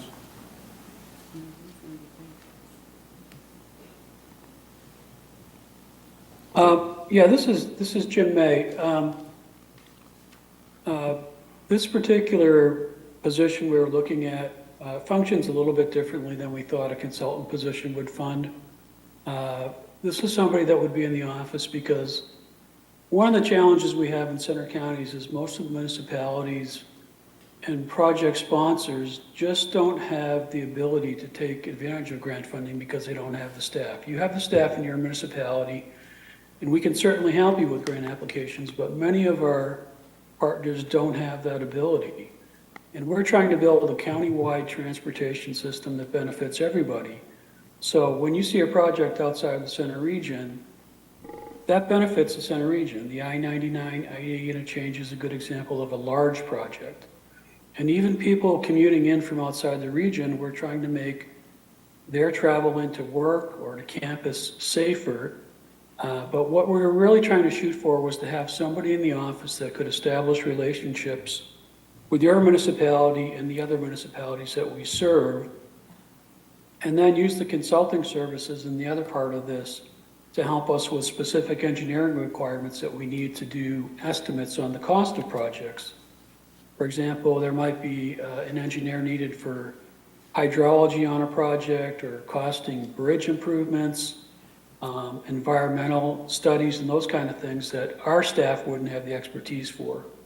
And this staff position would also build a ongoing and repeatable process for ranking projects in the region. One thing that we've been very proud of at the MPO is we've had a way to rank projects in the past that has been pretty successful, but we really need to ramp this up to get an inventory of projects that we can start trying to get grant funding for. And if we were going to do this, we would probably try to rather hire somebody initially, and if we can't get somebody on board, perhaps move to a consultant model for this particular position. But we'd really like to try that shot at having a staff person first. Can I just respond that I'd like, thank you for that explanation, and as you're speaking, Jim, I'm finding the paragraph in the program plan that explains that. I think that had not sunk in. So I would like to withdraw my question about making a comparison, right, between doing in-house and out-house estimates. You have a question? Okay. So just Yep, strike- no, I'm going to step out of my lane again for just a minute, but when you're talking about the long-range plan, we did a huge lift multiple years ago and interviewed all the municipalities and a whole slew of stakeholders and gathered projects, tons of projects. If you would fund all of those through the TIP, there's not enough money to go around, so there needs to be other mechanisms to fund the money. So when you have a pot of money that's only for bridges, if you're able to take a couple of those smaller ones off and utilize another funding source, you really need to be able to do that. There's 35 municipalities in Center County. Most of them do not have the staff to be able to do this. This position is pretty critical to make that happen. So that's why the staff person would be important. Yeah, okay, yeah. So does the board support adding the staff person? We'll change that for your comment. I will say that I do, so I don't know. Makes sense to me? Yep. So we will advocate for the staff person, even though there are other options, Yep. none of which have been proven to be better. All right. And then the next comment was about the consulting support. My comment here, I don't think is pertinent anymore since we're talking about supporting the addition of the position, so we'll just drop that off. Okay, oh, we're making progress. All right, bottom of page 4, this is the full-time staff assistant position in 2024 to be split across the Active Adult Center and CRPR administration to assist with critical needs. Larry's comment was, I feel that adding additional staff to assist with programs should be paid for by the users and additional user fees, as opposed to being paid for by the municipalities. The users benefit from better, more efficient programs, so they should bear the costs. Supervisor Magruder said it feels important to shift some of the costs of creating new upgrading positions onto the users. He basically says the same comment of these services. There are wait lists, meaning many residents are not able to utilize the services. While increasing staff can help to get more people access, there will invariably be residents who still can't access these services, yet their tax dollars seen through municipal contributions would be going to funding these positions. And Supervisor Whitman, for the safety of our senior citizens, this seems like a prudent staff addition.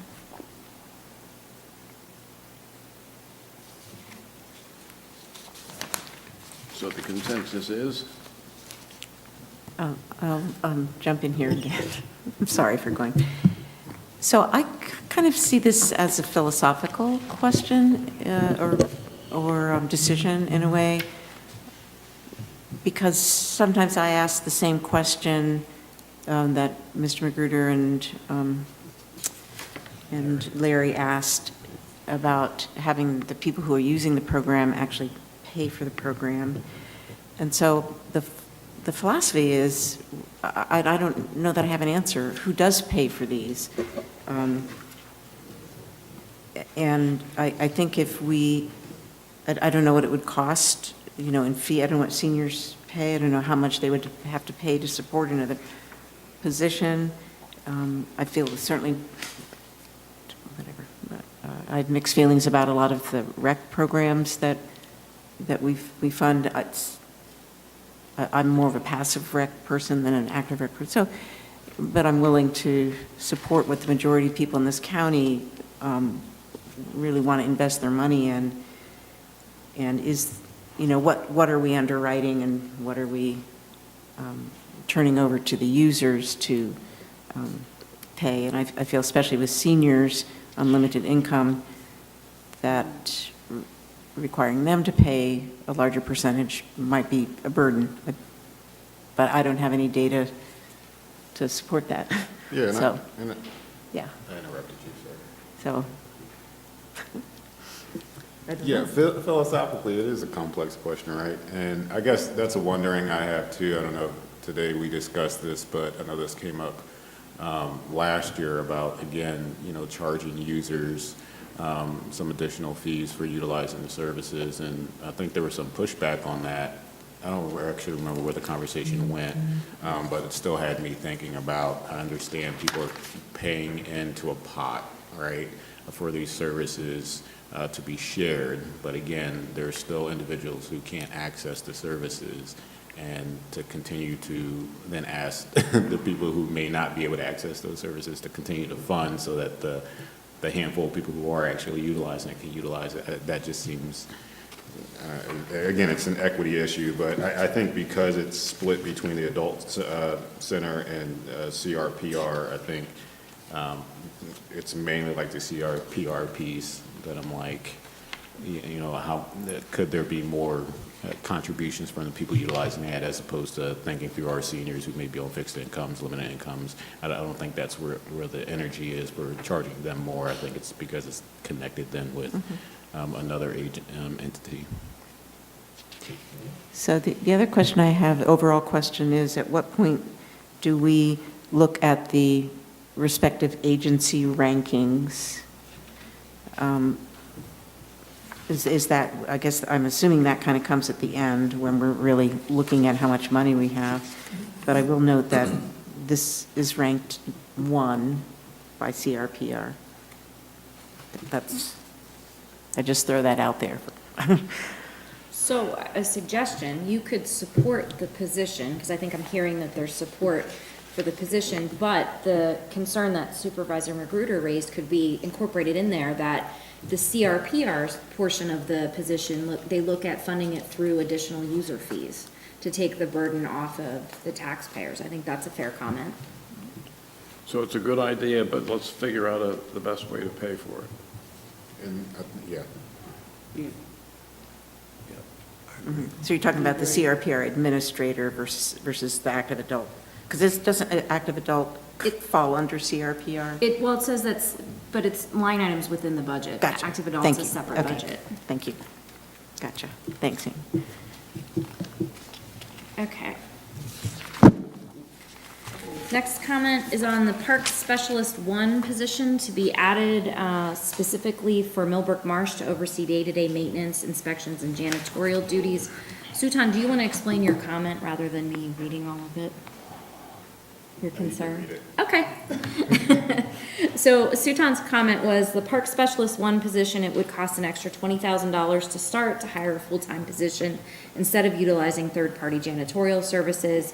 I understand the current third-party service does not do maintenance work, but it seems like a lot to ask one full-time staff to do both janitorial and maintenance.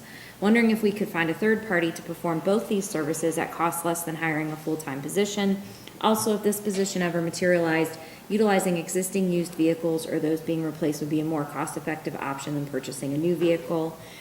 Supervisor Whitman, given that janitorial services are estimated at $50,000 plus, not hiring a park specialist would save $14,000 a year. I like the idea that hiring a park specialist might bring a long-term savings due to improved preventative maintenance, but we need details on upkeep, painting schedule, for example, and repairs, rate of plank replacement on the boardwalk, for example. If light carpentry work was expected, would the Millbrook Marsh Nature Center need to purchase equipment such as a table saw, power drill, etc.?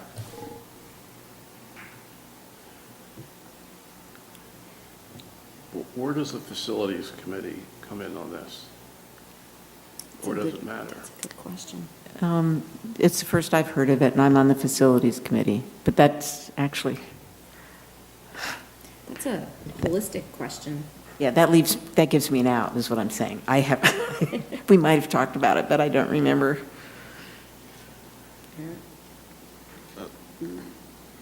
I mean, and I think there's also obviously another question on here about supporting the facilities director and basically setting up a baseline So I think there's a lot of unknowns with the facilities. Well, and I feel like the janitorial services has come up before, like the library and things. So maybe that's the holistic question for the facilities committee is, how do you manage the janitorial maintenance needs across the COG facilities? That's a good. Correct.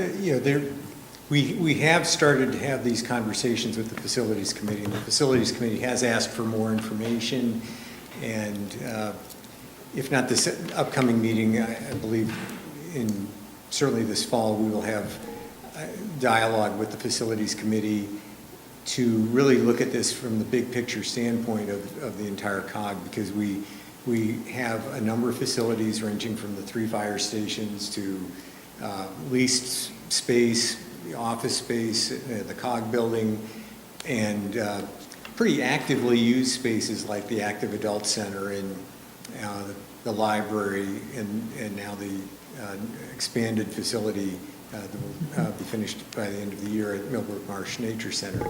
So those facilities all get a range of different uses. We can have the offices at the COG building cleaned twice a week, and that's fine for the intensity of the use there. But there can be messes and spills and incidents at the Active Adult Center or at the library or Nature Center that happen daily, and so they need more intensive support. So that's part of the conversation we need to have, and what is the best way to deliver that across the whole organization.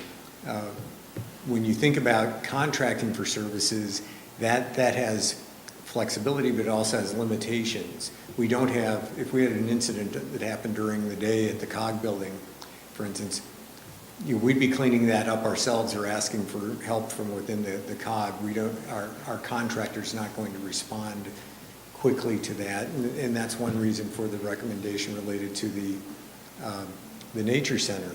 When they have lots of kids and families and programs coming in and out, especially when the Spring Creek Education Building is complete later this year, doubling the size and the number of programs that can happen there, that's why they're identifying this need. Longer term, though, we do need to think about how best do we deliver custodial and light maintenance for across the whole platform, because we are doing it differently in fire from library to the rest of the organization. At this time, the COG building and park facilities, Center Region Parks and Recreation facilities that are buildings have the same custodial service, and they do a good job, but their fees are not inexpensive.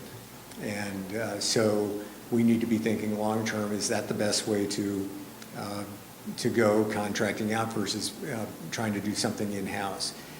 This recommendation is to get us through that thinking period in the next year or two. The staff is recommending from the Center Region Parks and Rec that they see the opportunity for providing a higher level of service for not that much more money than what we're paying an outside contractor. And then they will be part of the team of Center Region Parks and Recreation's maintenance team, so that if they need to have an extra set of hands to do a larger repair, they can easily bring that in. They don't have to buy more tools. To your point, they'll be part of the maintenance team under Jim Carpenter for Gotcha. being able to access that. Gotcha. So That makes sense. That's the point of the recommendation at this time. Longer term, they may be able to be part of a COG-wide maintenance team that would support all of our facilities, but that's a conversation still to be developed by the Facilities Committee. Great. I agree with you that this is a big issue, and the costs in the private sector vary all over the place. For home cleaning, for example, we had a service for years, and we were paying like $80 for a 4-hour span of work cleaning our house, and they are no longer in the home cleaning business, and the organization we hired next was something like $170 for the same length of time and the same kind of work, and so it's a problem. And maybe I'm naive, but it just seems like, and I'm glad that you said that y'all are basically needing to figure out a larger plan to, execute these services amongst all the different, facilities. It seems like that would probably be best to do first, as opposed to just hiring another person who's going to be salaried. And again, the costs are still going to compound over time. And I wonder then if y'all did fully develop the plan, the use of this person now, are they going to be spread out, or is it going to be redundant, whatever that may be. And so I think for me, the priority would be building out that plan, and still utilizing contracting services and intermediate, and then figuring out what type of staffing we need to do to actually develop and, execute that plan. If that makes sense. Yeah, does everyone support Sutan's comment?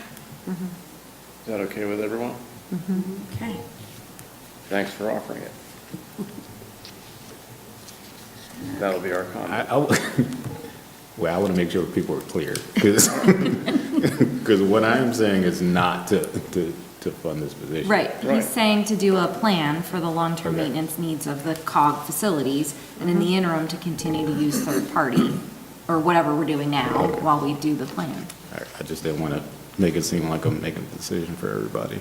No, Okay. You're saying do what we're doing right now until we actually come up with a plan to do it better. Not just rush in assuming that we know how to do it better and spending the money today. Okay. Next is the part-time rec aide position, converting to a full-time program coordinator in 2024. Larry's comment, and I believe Betsy echoed his comment, was adding additional staff to assist with programs should be paid for by the users in additional user fees, as opposed to being paid for by the municipalities. The users benefit from better, more efficient programs, so they should bear the costs. And Betsy had the same comment. But again, with the philosophical baggage of what do we as citizens want to be paying for our fellow citizens, so. And you raise a good point in terms of the philosophy, and that's something I've discussed with our new Parks and Recreation directors, working to develop that philosophy over the next year or two within the context of the study that was conducted and approved in 2020. Typically, when you look at Parks and Recreation programs across the country, there's often kind of a pyramid approach to this philosophy. And along the baseline of that pyramid are services and facilities and programs that are really hard to charge for. Special events, open space, trails, things like that. We can't charge admission to trails. We do special events for community building. We don't charge for those. And then as you get further up the pyramid and you narrow the audience for those recreation programs, you get more individualized. So the next tier up might be something that has broad community benefit, like swim lessons, making sure everybody can swim and be safe when they're at the pool, programs that are good for after school for kids, things that you don't want to price kids out of the market of being able to participate in certain things. When you get closer to the top of that pyramid, you're really narrowing that point. You're saying that's a very individualized program or service. I know we don't have golf courses, but a golf course is a good example of that. Why should we subsidize the golf course opportunity for the general public? We say that the full burden of that service should be paid for by the golfers, for example.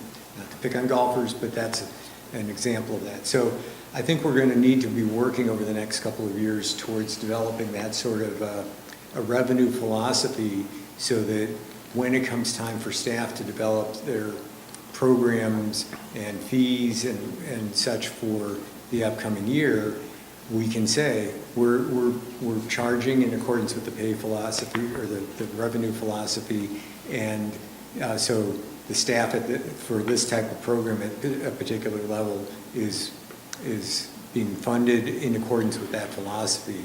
And as you go through that pyramid, you look at the closer you get to the top, you charge more for the indirect both direct and indirect services. And the closer you get to the top, you're covering, cog-wide support, a portion of my time, for example, and Becca's and so on and so forth. So we're going to move in that direction. It will take some time to get there. Tomorrow's Parks and Rec Authority agenda includes an item for increasing a number of fees. There's a very long fee and charge plan that the authority reviews every year, and the new Parks and Rec director just submitted an update, so they're going to be looking at that tomorrow. So some of the fees that you talked about, trying to make things more cost recovering, are included in that, but it will take time to do some of the other things that I just outlined. And we certainly will want to know what are the philosophies of our participating municipalities. How do you represent and communicate the philosophy and the needs of your community and your residents for that? So that will come both through the authority members as well as elected officials when we get to that point. But thank you. That was a long-winded answer to explain a little bit more about the philosophy and where I think we're going on that. Thank you. Thank you for that, yeah. I appreciate that, Eric, too, and like being able to put these things in the philosophical containers, right? Yeah. And so, I'm thinking of like Maslow's hierarchy of needs, right? And so at the bottom, the base of the safety needs and stuff like that, physiological needs, like, were those types of things to be included with these different requests for, positions? I'm like, oh, that I would definitely totally fund that stuff. Again, it's the common good, and that's what we're really here about. I think just when I see these requests for like different positions, for me, I'm lumping everything together, but probably in an unhelpful way, thinking more about like the more niche programming that isn't able to be accessed by a lot of people, when in reality, like the most of it is probably accessible, that we're funding to the majority of people. So, but yeah, I like breaking it out into those containers when these funding requests come through. So what do you want to do with this comment? Draw a picture of a pyramid. Draw a triangle. I don't think I can put that in your consensus comments. Yeah. I don't think I can draw a pyramid.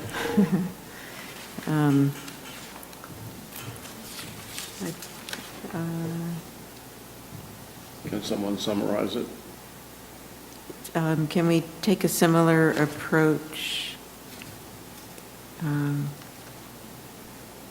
Never mind, to what we did previously, saying that we would defer it to further study. It's because it does sound like Christie is presenting a new fee schedule, right, today or tomorrow or something. Go ahead. Yeah, I think we should leave the comment in there, just to continue to express our opinion related to this. Even after Eric explained the long-term plan for study, I don't see any reason to delete it. Okay. It should stay in there. So do we want to say we defer to a further study on user fees and then put Larry's comment about users benefit from better, more efficient programs, so they should bear some of the costs? We won't say all the costs, but. Okay. Okay. And my comment's redundant, so just Okay. really Scratch that. agree with that, yeah. The next one, I will say, I think goes back to the facilities overall discussion, because this is an operations person for Whitehall Road and other facilities and parks. So do you want me to just repeat the comment you had about we need a long-term plan to manage our facilities rather than? That's fine with me, but Eric can probably answer my question. Do you plan to hire this person right away, or can you postpone hiring until Whitehall Road Regional Park is actually open? So we're a few weeks away from getting to the point of substantial completion of the park. And so at that point, the responsibility for maintaining the park will shift from the contractors to Center Region Parks and Recreation. That means maintaining the fields, picking up trash and garbage and all of those sorts of things.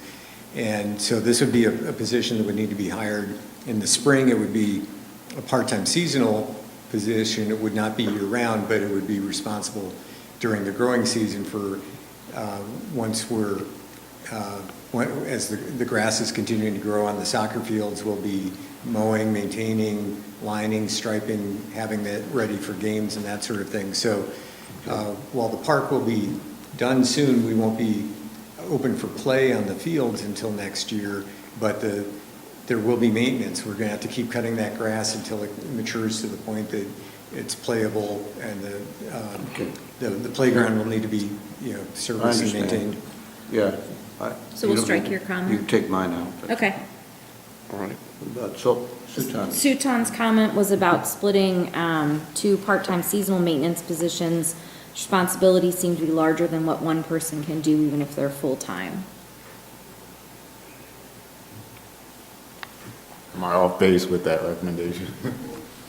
So typically what we do is have a person based at each of the regional parks and handling larger areas, and then as we have need for more support and maybe the day that we're doing a lot of mowing or there's a tournament or something like that, then we can flex folks in from other areas.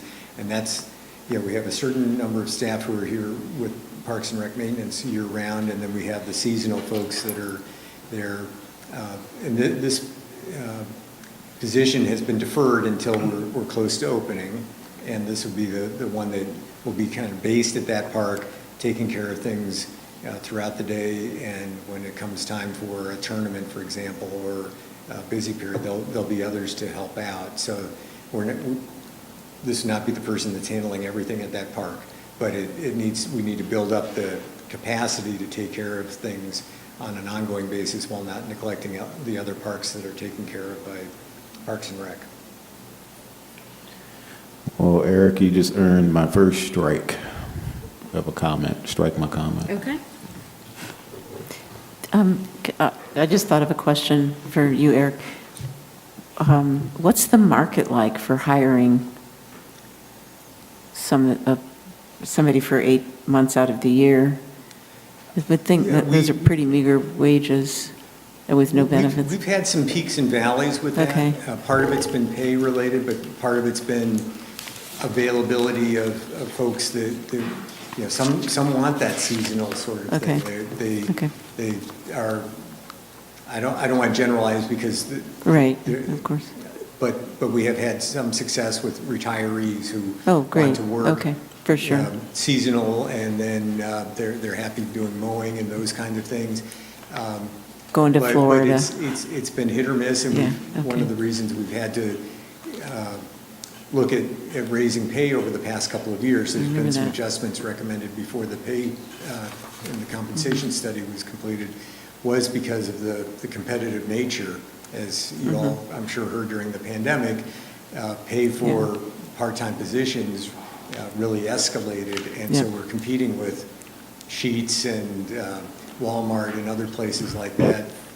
So we need to be competitive, but we also, at some points, we've had better luck hiring the seasonal staff than we have full-time maintenance Gotcha. staff as Okay, well. thanks for that. So do we support this position? Sure. Yeah. Yes. Yeah. Thank you. Yes. Okay, moving on. This is the $150,000 added for the development of a COG master facility plan. Larry's comment was this item is not discussed or justified anywhere in the program plan. We would need more information. Betsy's comment was, yes, the COG has had a facilities manager on staff for less than 2 years. Support to set up a baseline of what facilities we have and what shape they're all in is on a critical path to setting up a repair replacement schedule. So I actually agree with Larry too, though. I didn't see Larry's comment when I wrote mine. I'm curious, Eric, was this an oversight that it was not included in the text of the program plan?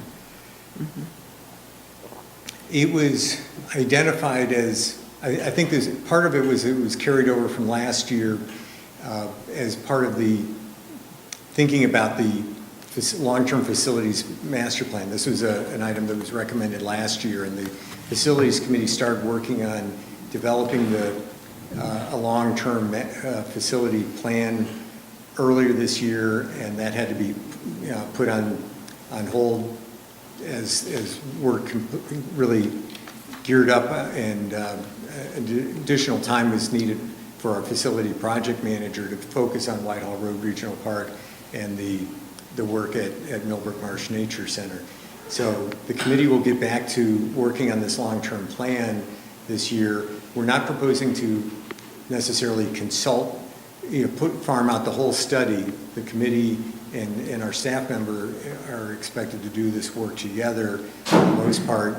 However, we're thinking much like the earlier consulting for some of the transportation planning was suggested to be able to contract out for specific skill sets that we don't have in-house.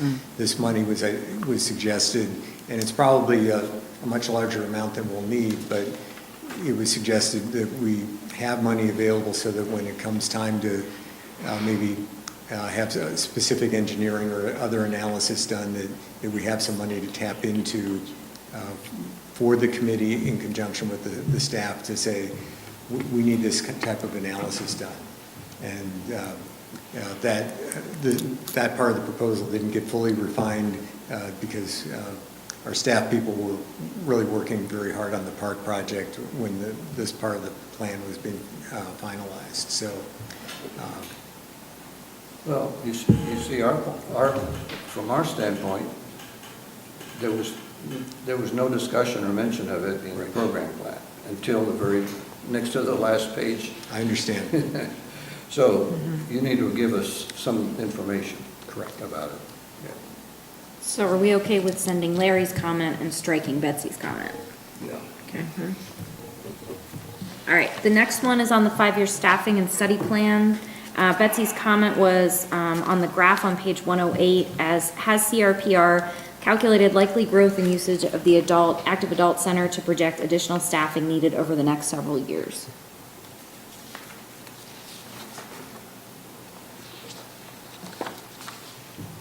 I don't have that information yet from Christy, but we will be able to get that for you. Do we want to leave that comment in since we don't have the information? Good with that? Well, I just did it, Ray, the graph at the back where people were, some agencies projected staff needs. Yeah, we'll So just leave it, I mean, that's We'll what leave I- your question in, yep. Okay, we're in the home stretch. The general municipal comments. So I had two. The first was, they mentioned the indoor recreation facility, doing a study on page 85. We actually did that back in, I think, 2010, and at the time we found that it was not to be needed. Since we have the Nittany Valley Sports Center out here in Patton and C3 Sports in College, I think that the indoor sports facility really is not needed at this time, so I would recommend putting that on hold.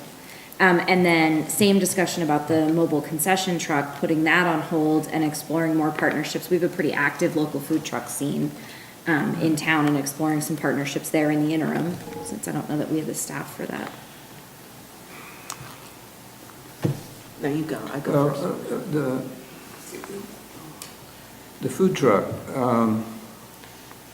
that was extensively discussed. Yeah. I know you were aware of that, and I think there was general agreement among the although there was still some disagreement, but in general there was more agreement than not that independent or private mobile concession trucks just are not working. They've tried and tried and tried, and they just can't get any kind of consistent presence of private food trucks at the pools or special events. So because the business plan, we asked them to develop a business plan. They first proposed it without any kind of a business plan. So they came back the next year with a business plan. The business plan showed that it was projected to be self-supporting. And that, to me, anyway, in my opinion, that was the key element of the business plan, that it was self-supporting. Yes, you have to put in an initial investment to create it and staff it and so forth, but their projections showed that the revenues generated by the food truck would end up in the end paying for itself. So I don't see, I guess I'm disagreeing with you. I don't see a need to postpone it. I think it was, we agreed that it should, they should go ahead and do it. Now, Eric, I understand they've been trying to find a unit, and that's the difficulty. Right. Just trying to find one that you could purchase. Correct, and this is on the agenda for the authority to discuss again tomorrow, along with a couple of the other items I mentioned earlier. And they are, as you noted, trying to meet consistent demand and consistent needs, and that was not able to be met by the private sector previously through a number of different attempts.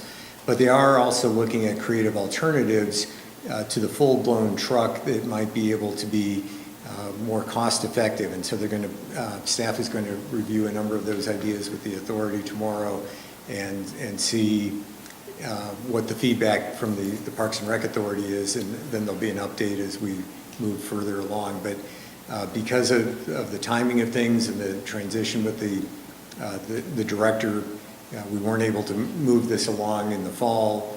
So now we're picking that back up again and looking at some alternatives, trying to do it in a cost-effective manner and try and also meet the needs of our consumers at the pools and our parks.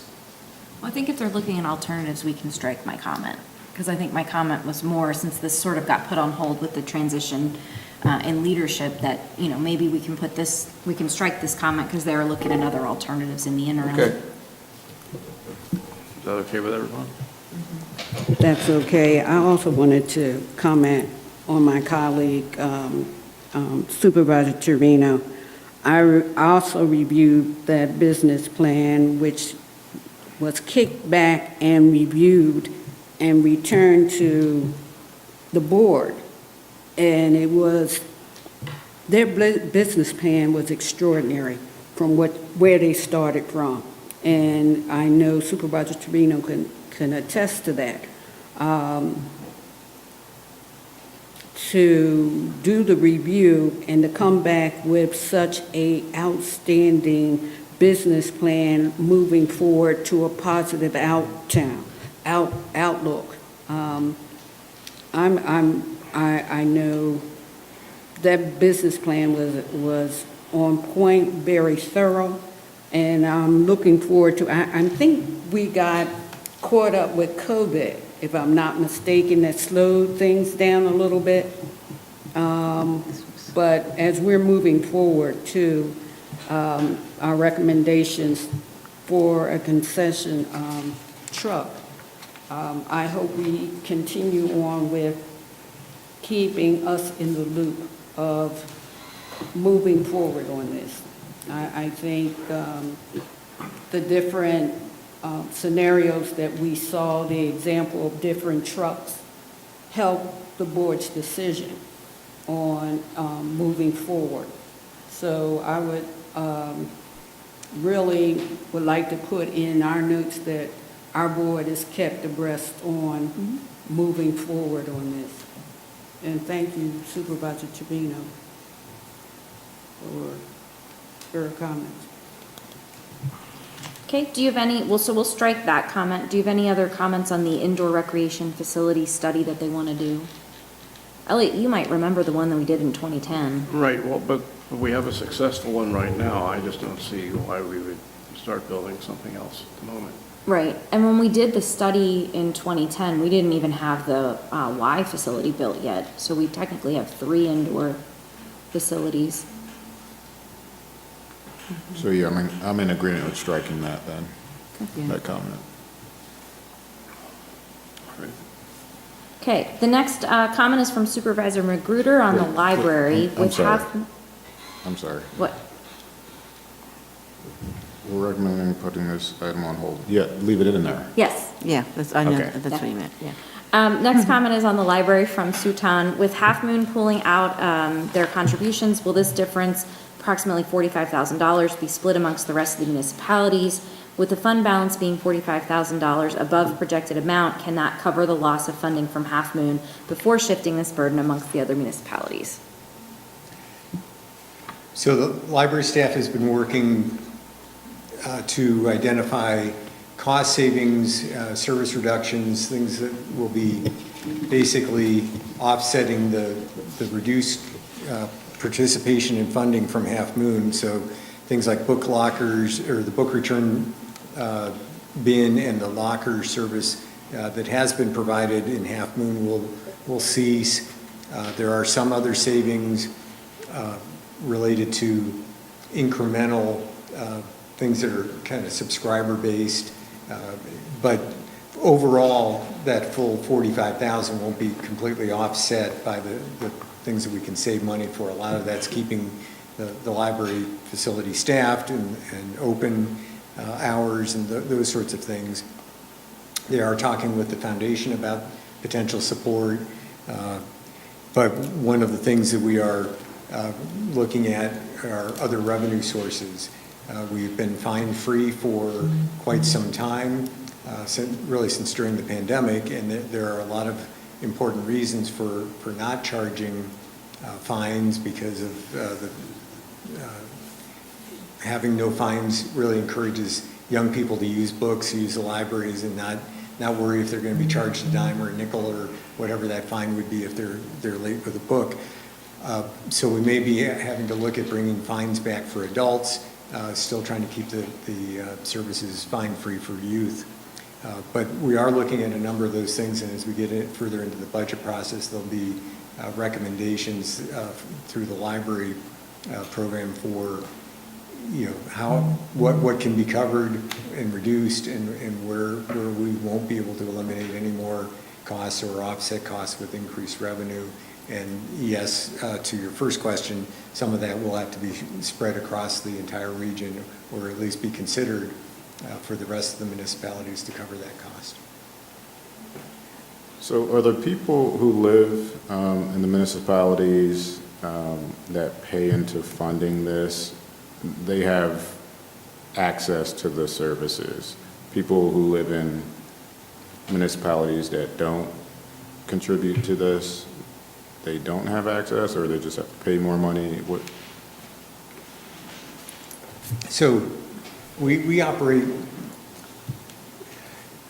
SCLO Library operates to support the center region, but it's part of a federation of libraries, and the libraries across the county share resources.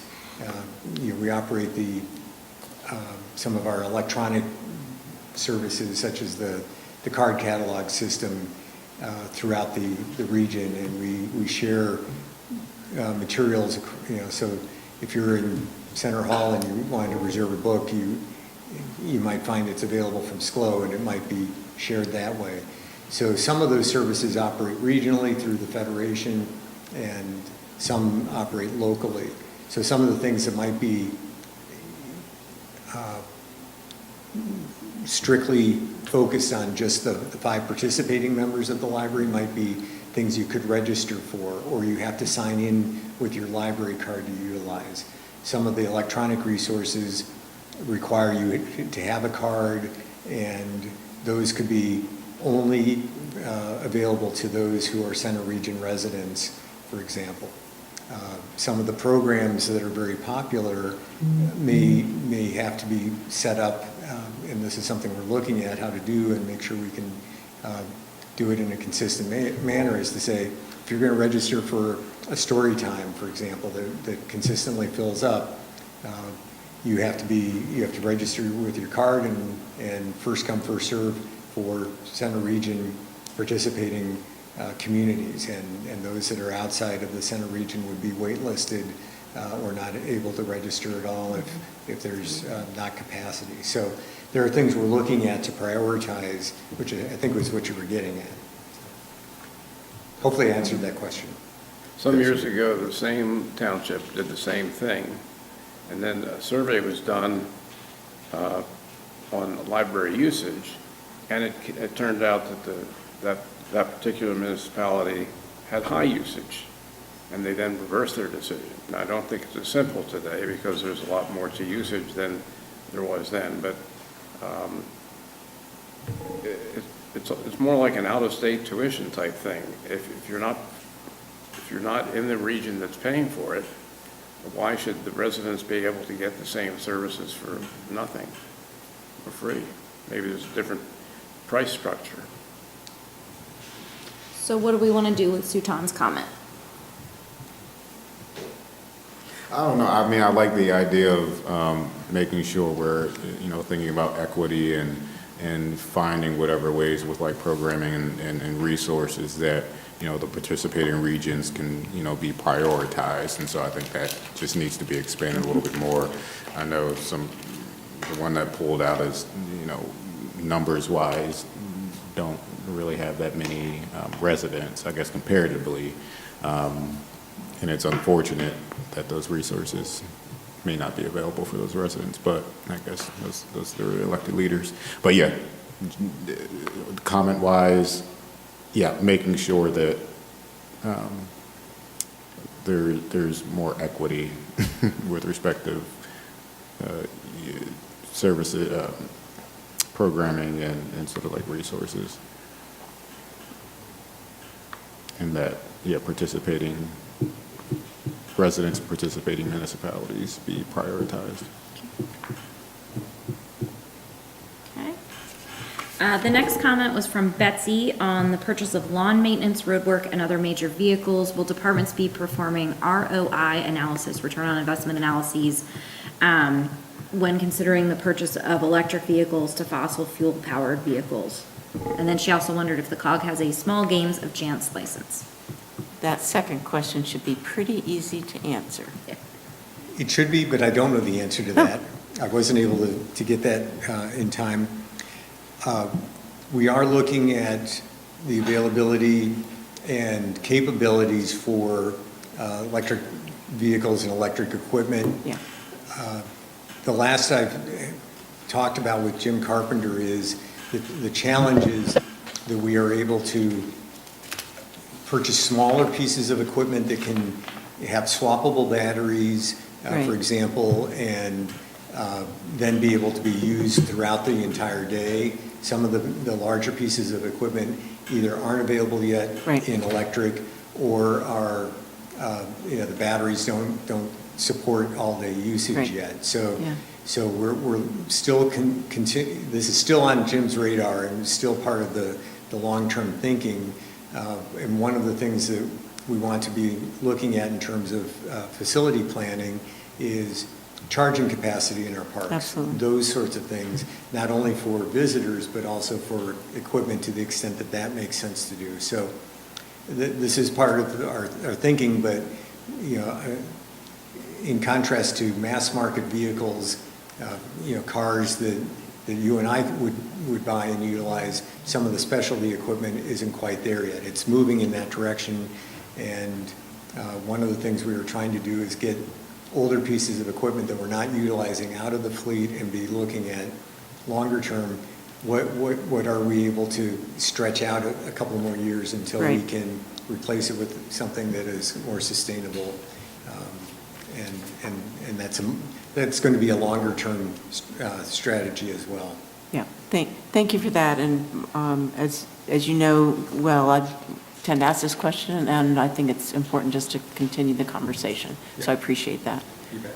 Mm-hmm. I'm a stickler for the vehicles. I'm going to down this hill. What did he say? He's a stickler for the vehicles. The vehicles. Yeah, I'm just remembering, I was looking through something, and it was like talking about the vehicles and their conditions and stuff like that, and the need for replacement. And one was like, the truck's fine, but the AC isn't working or something like that, thus a new vehicle is needed. I'm like, why can't we pay for the AC to be fixed? I understand it's maybe a few $1,000s, but it's cheaper than purchasing a whole new vehicle. And so again, I'm going to keep coming back to the vehicle issue because I am. We'll get there. So do we want to do anything with these two comments from Betsy and Sutan's comment on the vehicles? Include them both. Do we want to leave yours in about the return on investment analyses? Yeah, if you don't mind, and mostly just for people to roll their eyes and say, there she goes again, but you know what? Part of that is what I want people to do. So, yeah. And I think I just want to give you a heads up, you probably should know about that raffle license, game of chance license. Or I think there's some stipulation if it's under a certain amount and you're not a political organization or a for-profit organization, you can do it. So just, yeah. So we're okay with leaving both of those in? Yeah, whatever. Or just come up with an answer for that. Okay. For your own good, for our own good, yeah. Okay, final set of comments from Supervisor Robb. So she supported the comments from Larry, myself, and the supervisors. And then Pam, I don't know if you want to talk about the regional fire protection capital budget and specifically the items at the Patton Township Fire Station, because I think those are really important. Yes. What came to mind after the review is the two deficiencies at our Patton Township Fire Station. The building rooftops, heating and cooling units was situated in such a way that certain conditions caused the water to leak into the kitchen and at the stations. This issue also occurs annually in the winter when heavy rains is followed by a rapid freeze, snow, and rapid thaw.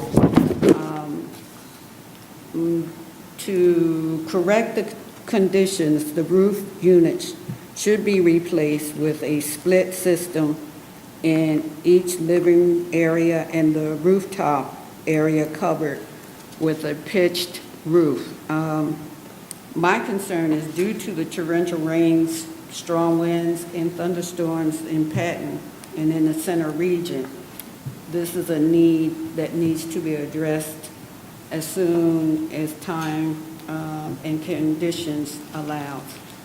I don't think anyone in this last week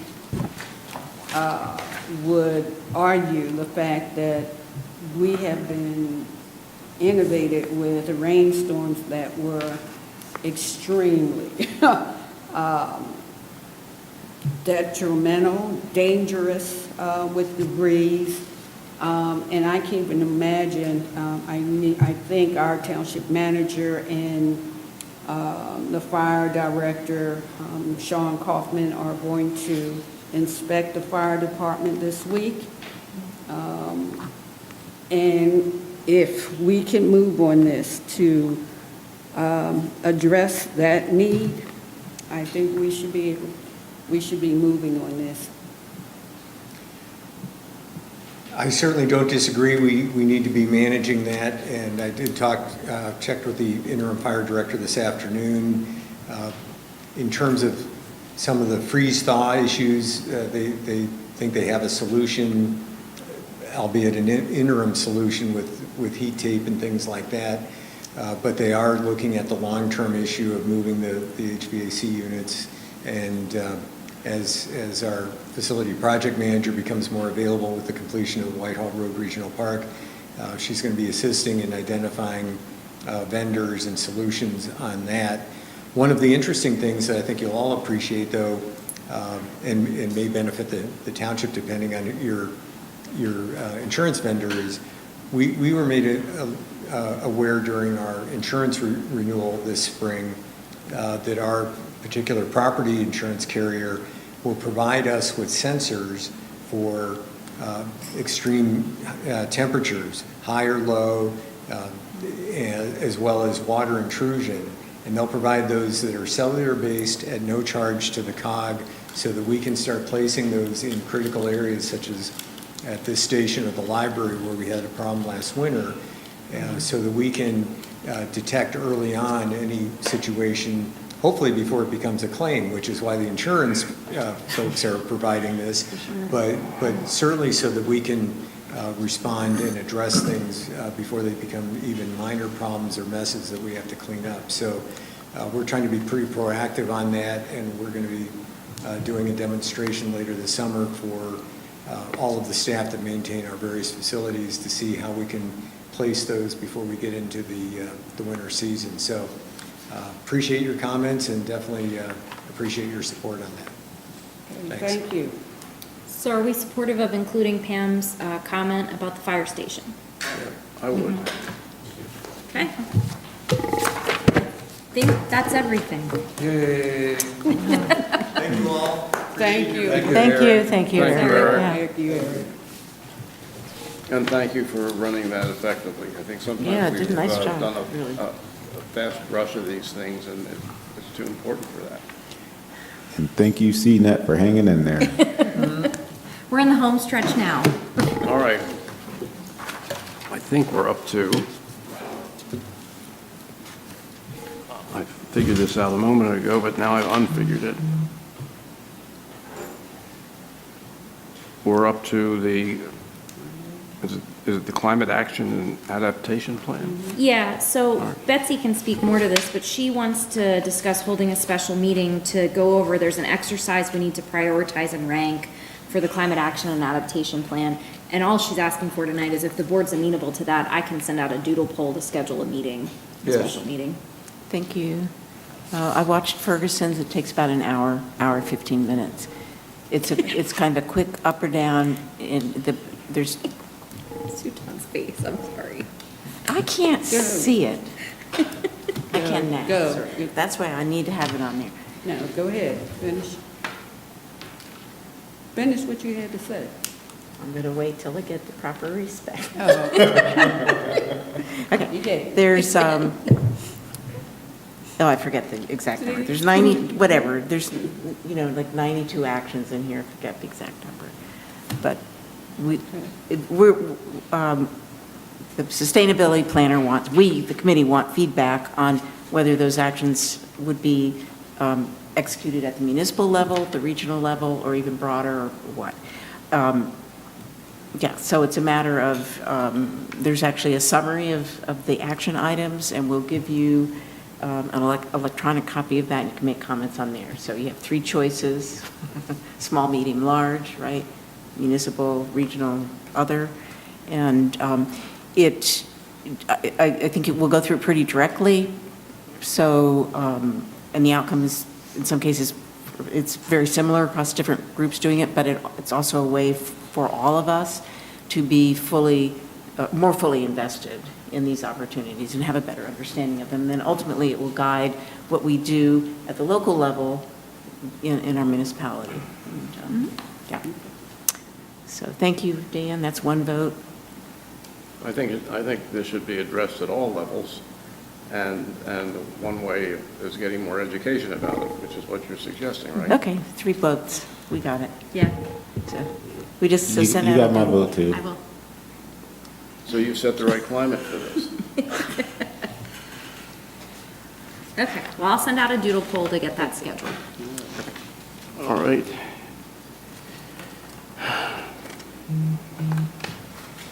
Which brings us to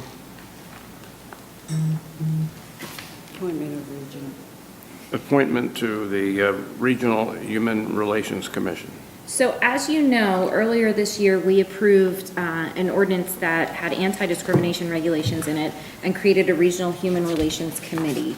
The borough, Ferguson and Patton are partnering on this, and the borough has asked that we appoint a representative to this commission at our August meeting, although I did talk to the manager, and he said if we had to wait till September, that's also okay, because he's still working on a lot of the back side of things that we need. Pam and I had a long discussion about this.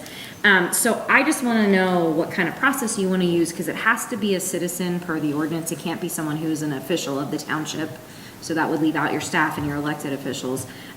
So I just want to know what process you'd like to use to just solicit applications. Do you just want us to do a general, put something out, see what we get from folks? Or do you want to wait for more specific information on the time commitment and what's expected of folks and kind of the background that we're looking for? Because Tom has promised me he will have that information soon, since he's writing it from the borough side.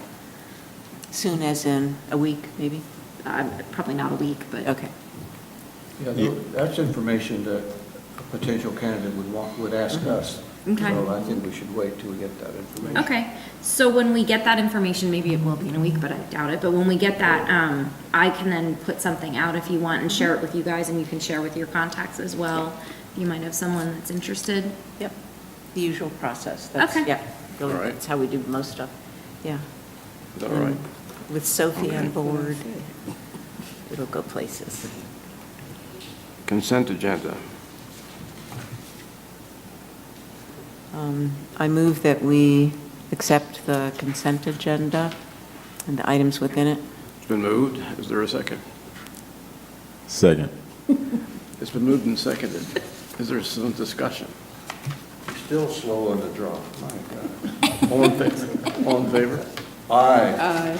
Aye. Okay, done. Now we come to a very important part of the meeting. Drum roll, drum roll, And drum roll. it's All right. the famous manager's report.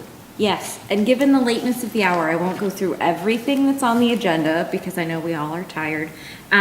We've been very busy around here though, just a couple of things to touch on. On the administrative side, we did send out another solicitation on the sinkhole grant to the residents just to make sure we had captured all of the expenses that they had. And we've gotten a couple more responses back from folks that we hadn't heard from before. Single-use plastics discussion is going to be ongoing. We're starting next week with a discussion on that, and which is good. We're trying to move forward. We got some information on what other municipalities are doing across the state as well, so that's good. Public Works, we just got a grant for $350,000 for leaf truck from DEP, so we're excited about that. We are getting a lot of calls about spongy moth from folks because spongy moth is pretty bad in our area.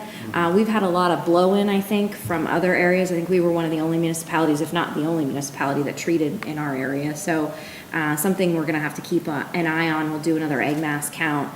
But we've been telling folks, you know, if you call in and let us know where the place is, we make sure that we go out and look, and we'll go out and look and count those egg masses. So we do know it is a significant issue. You probably have all seen this if you've been on North Atherton Street. The Atherton crossing signal work is going on, and traffic gets a bit slow during the process. So that's going to go on for a couple of weeks now.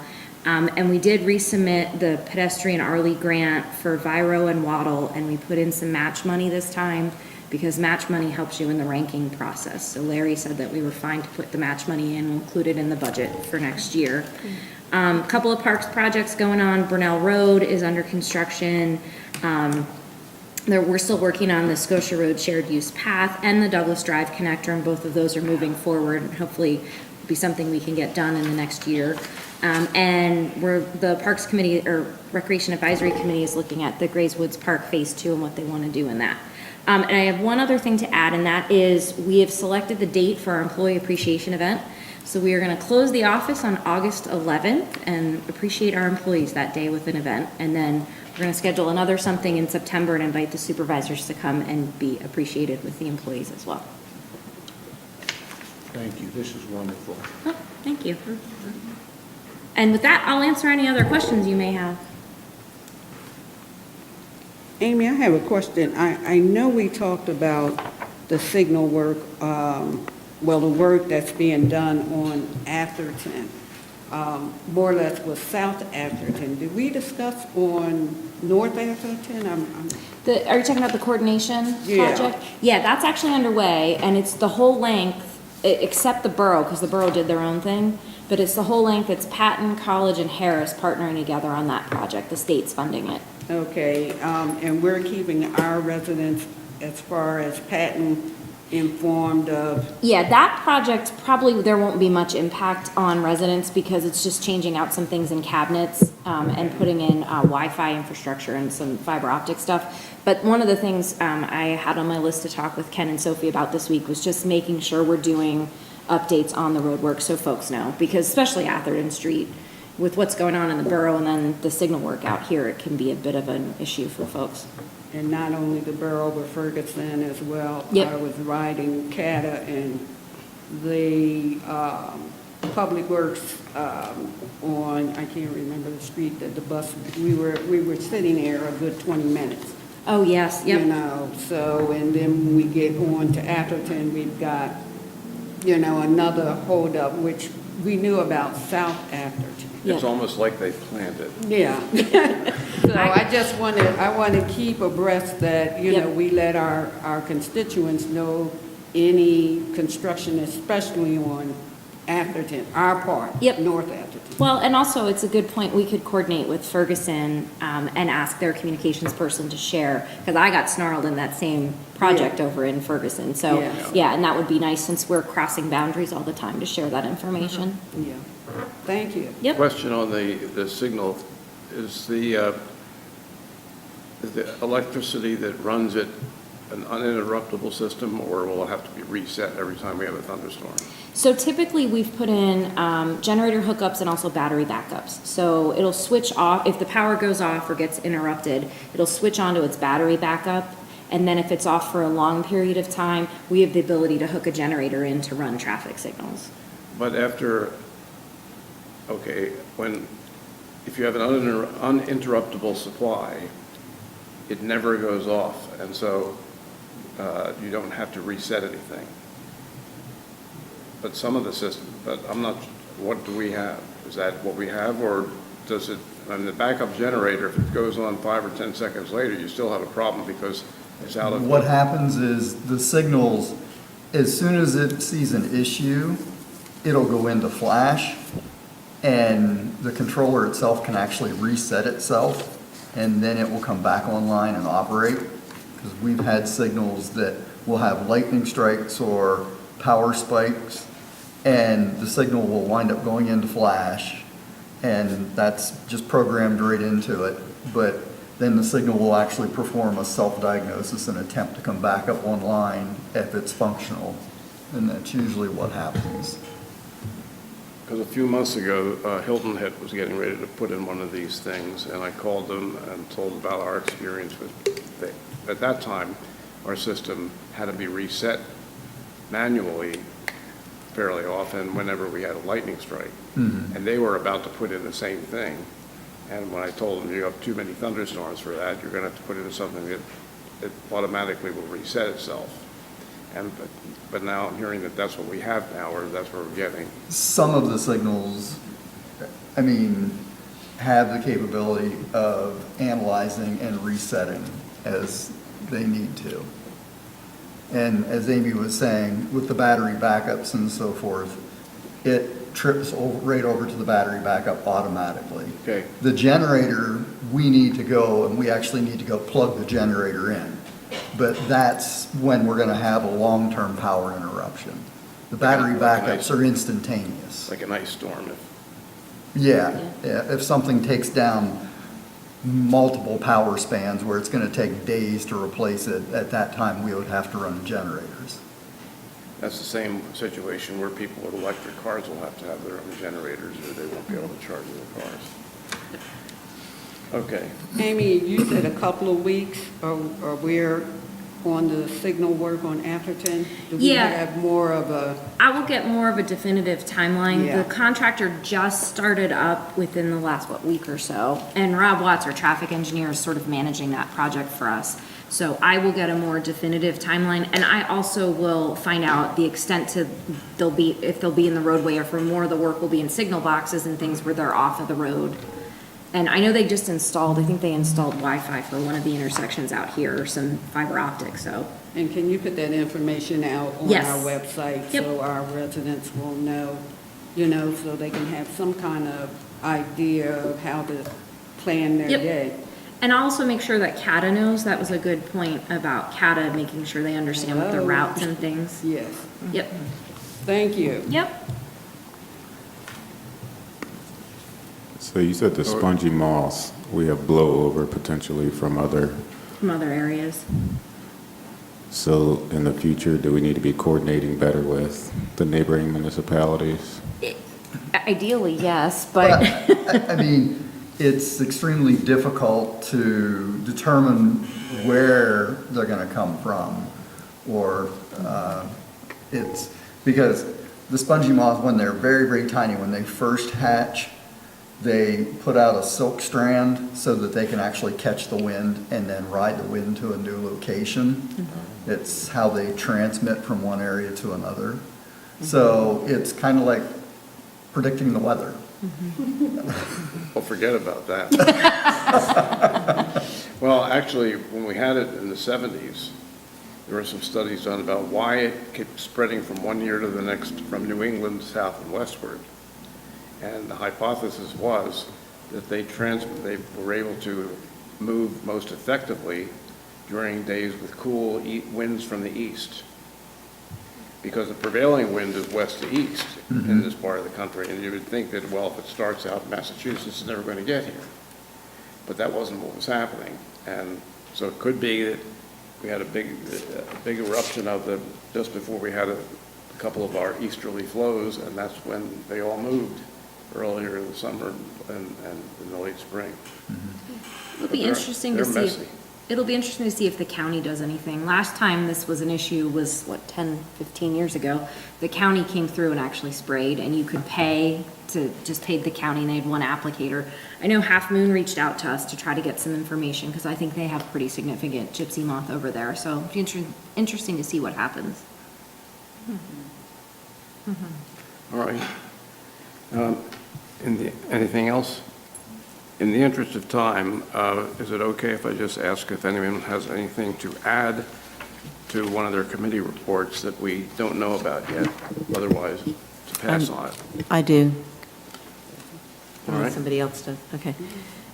So we've already talked to you about, reducing the number of to-dos to setting up a structure. But the other thing that we talked about was the food waste diversion pilot. So I think I might have mentioned that there are locked dumpsters in 5 of the 5 municipalities that participate in our waste program. So they have studied various ways to go around individual houses and pick up waste, but they talked to DEP and I guess the local planners. Anyway, can't go around yet. We need a specialized truck, and we don't have it, so we'll continue to look into that. So if anybody's interested in disposing of their food scraps, those that you don't maybe compost at home, you can go to the COG website or go to Sustainable Center County and look up food scrap drop-off and get all the info, and they'll, you can get a combination to to open up the lock and then get a list of items that can and cannot be included in there. We also shared that information on our socials. And it's been shared widely. Thank you for that, yeah. I want to make sure we did it at the meeting. Okay, that's it. Anyone else?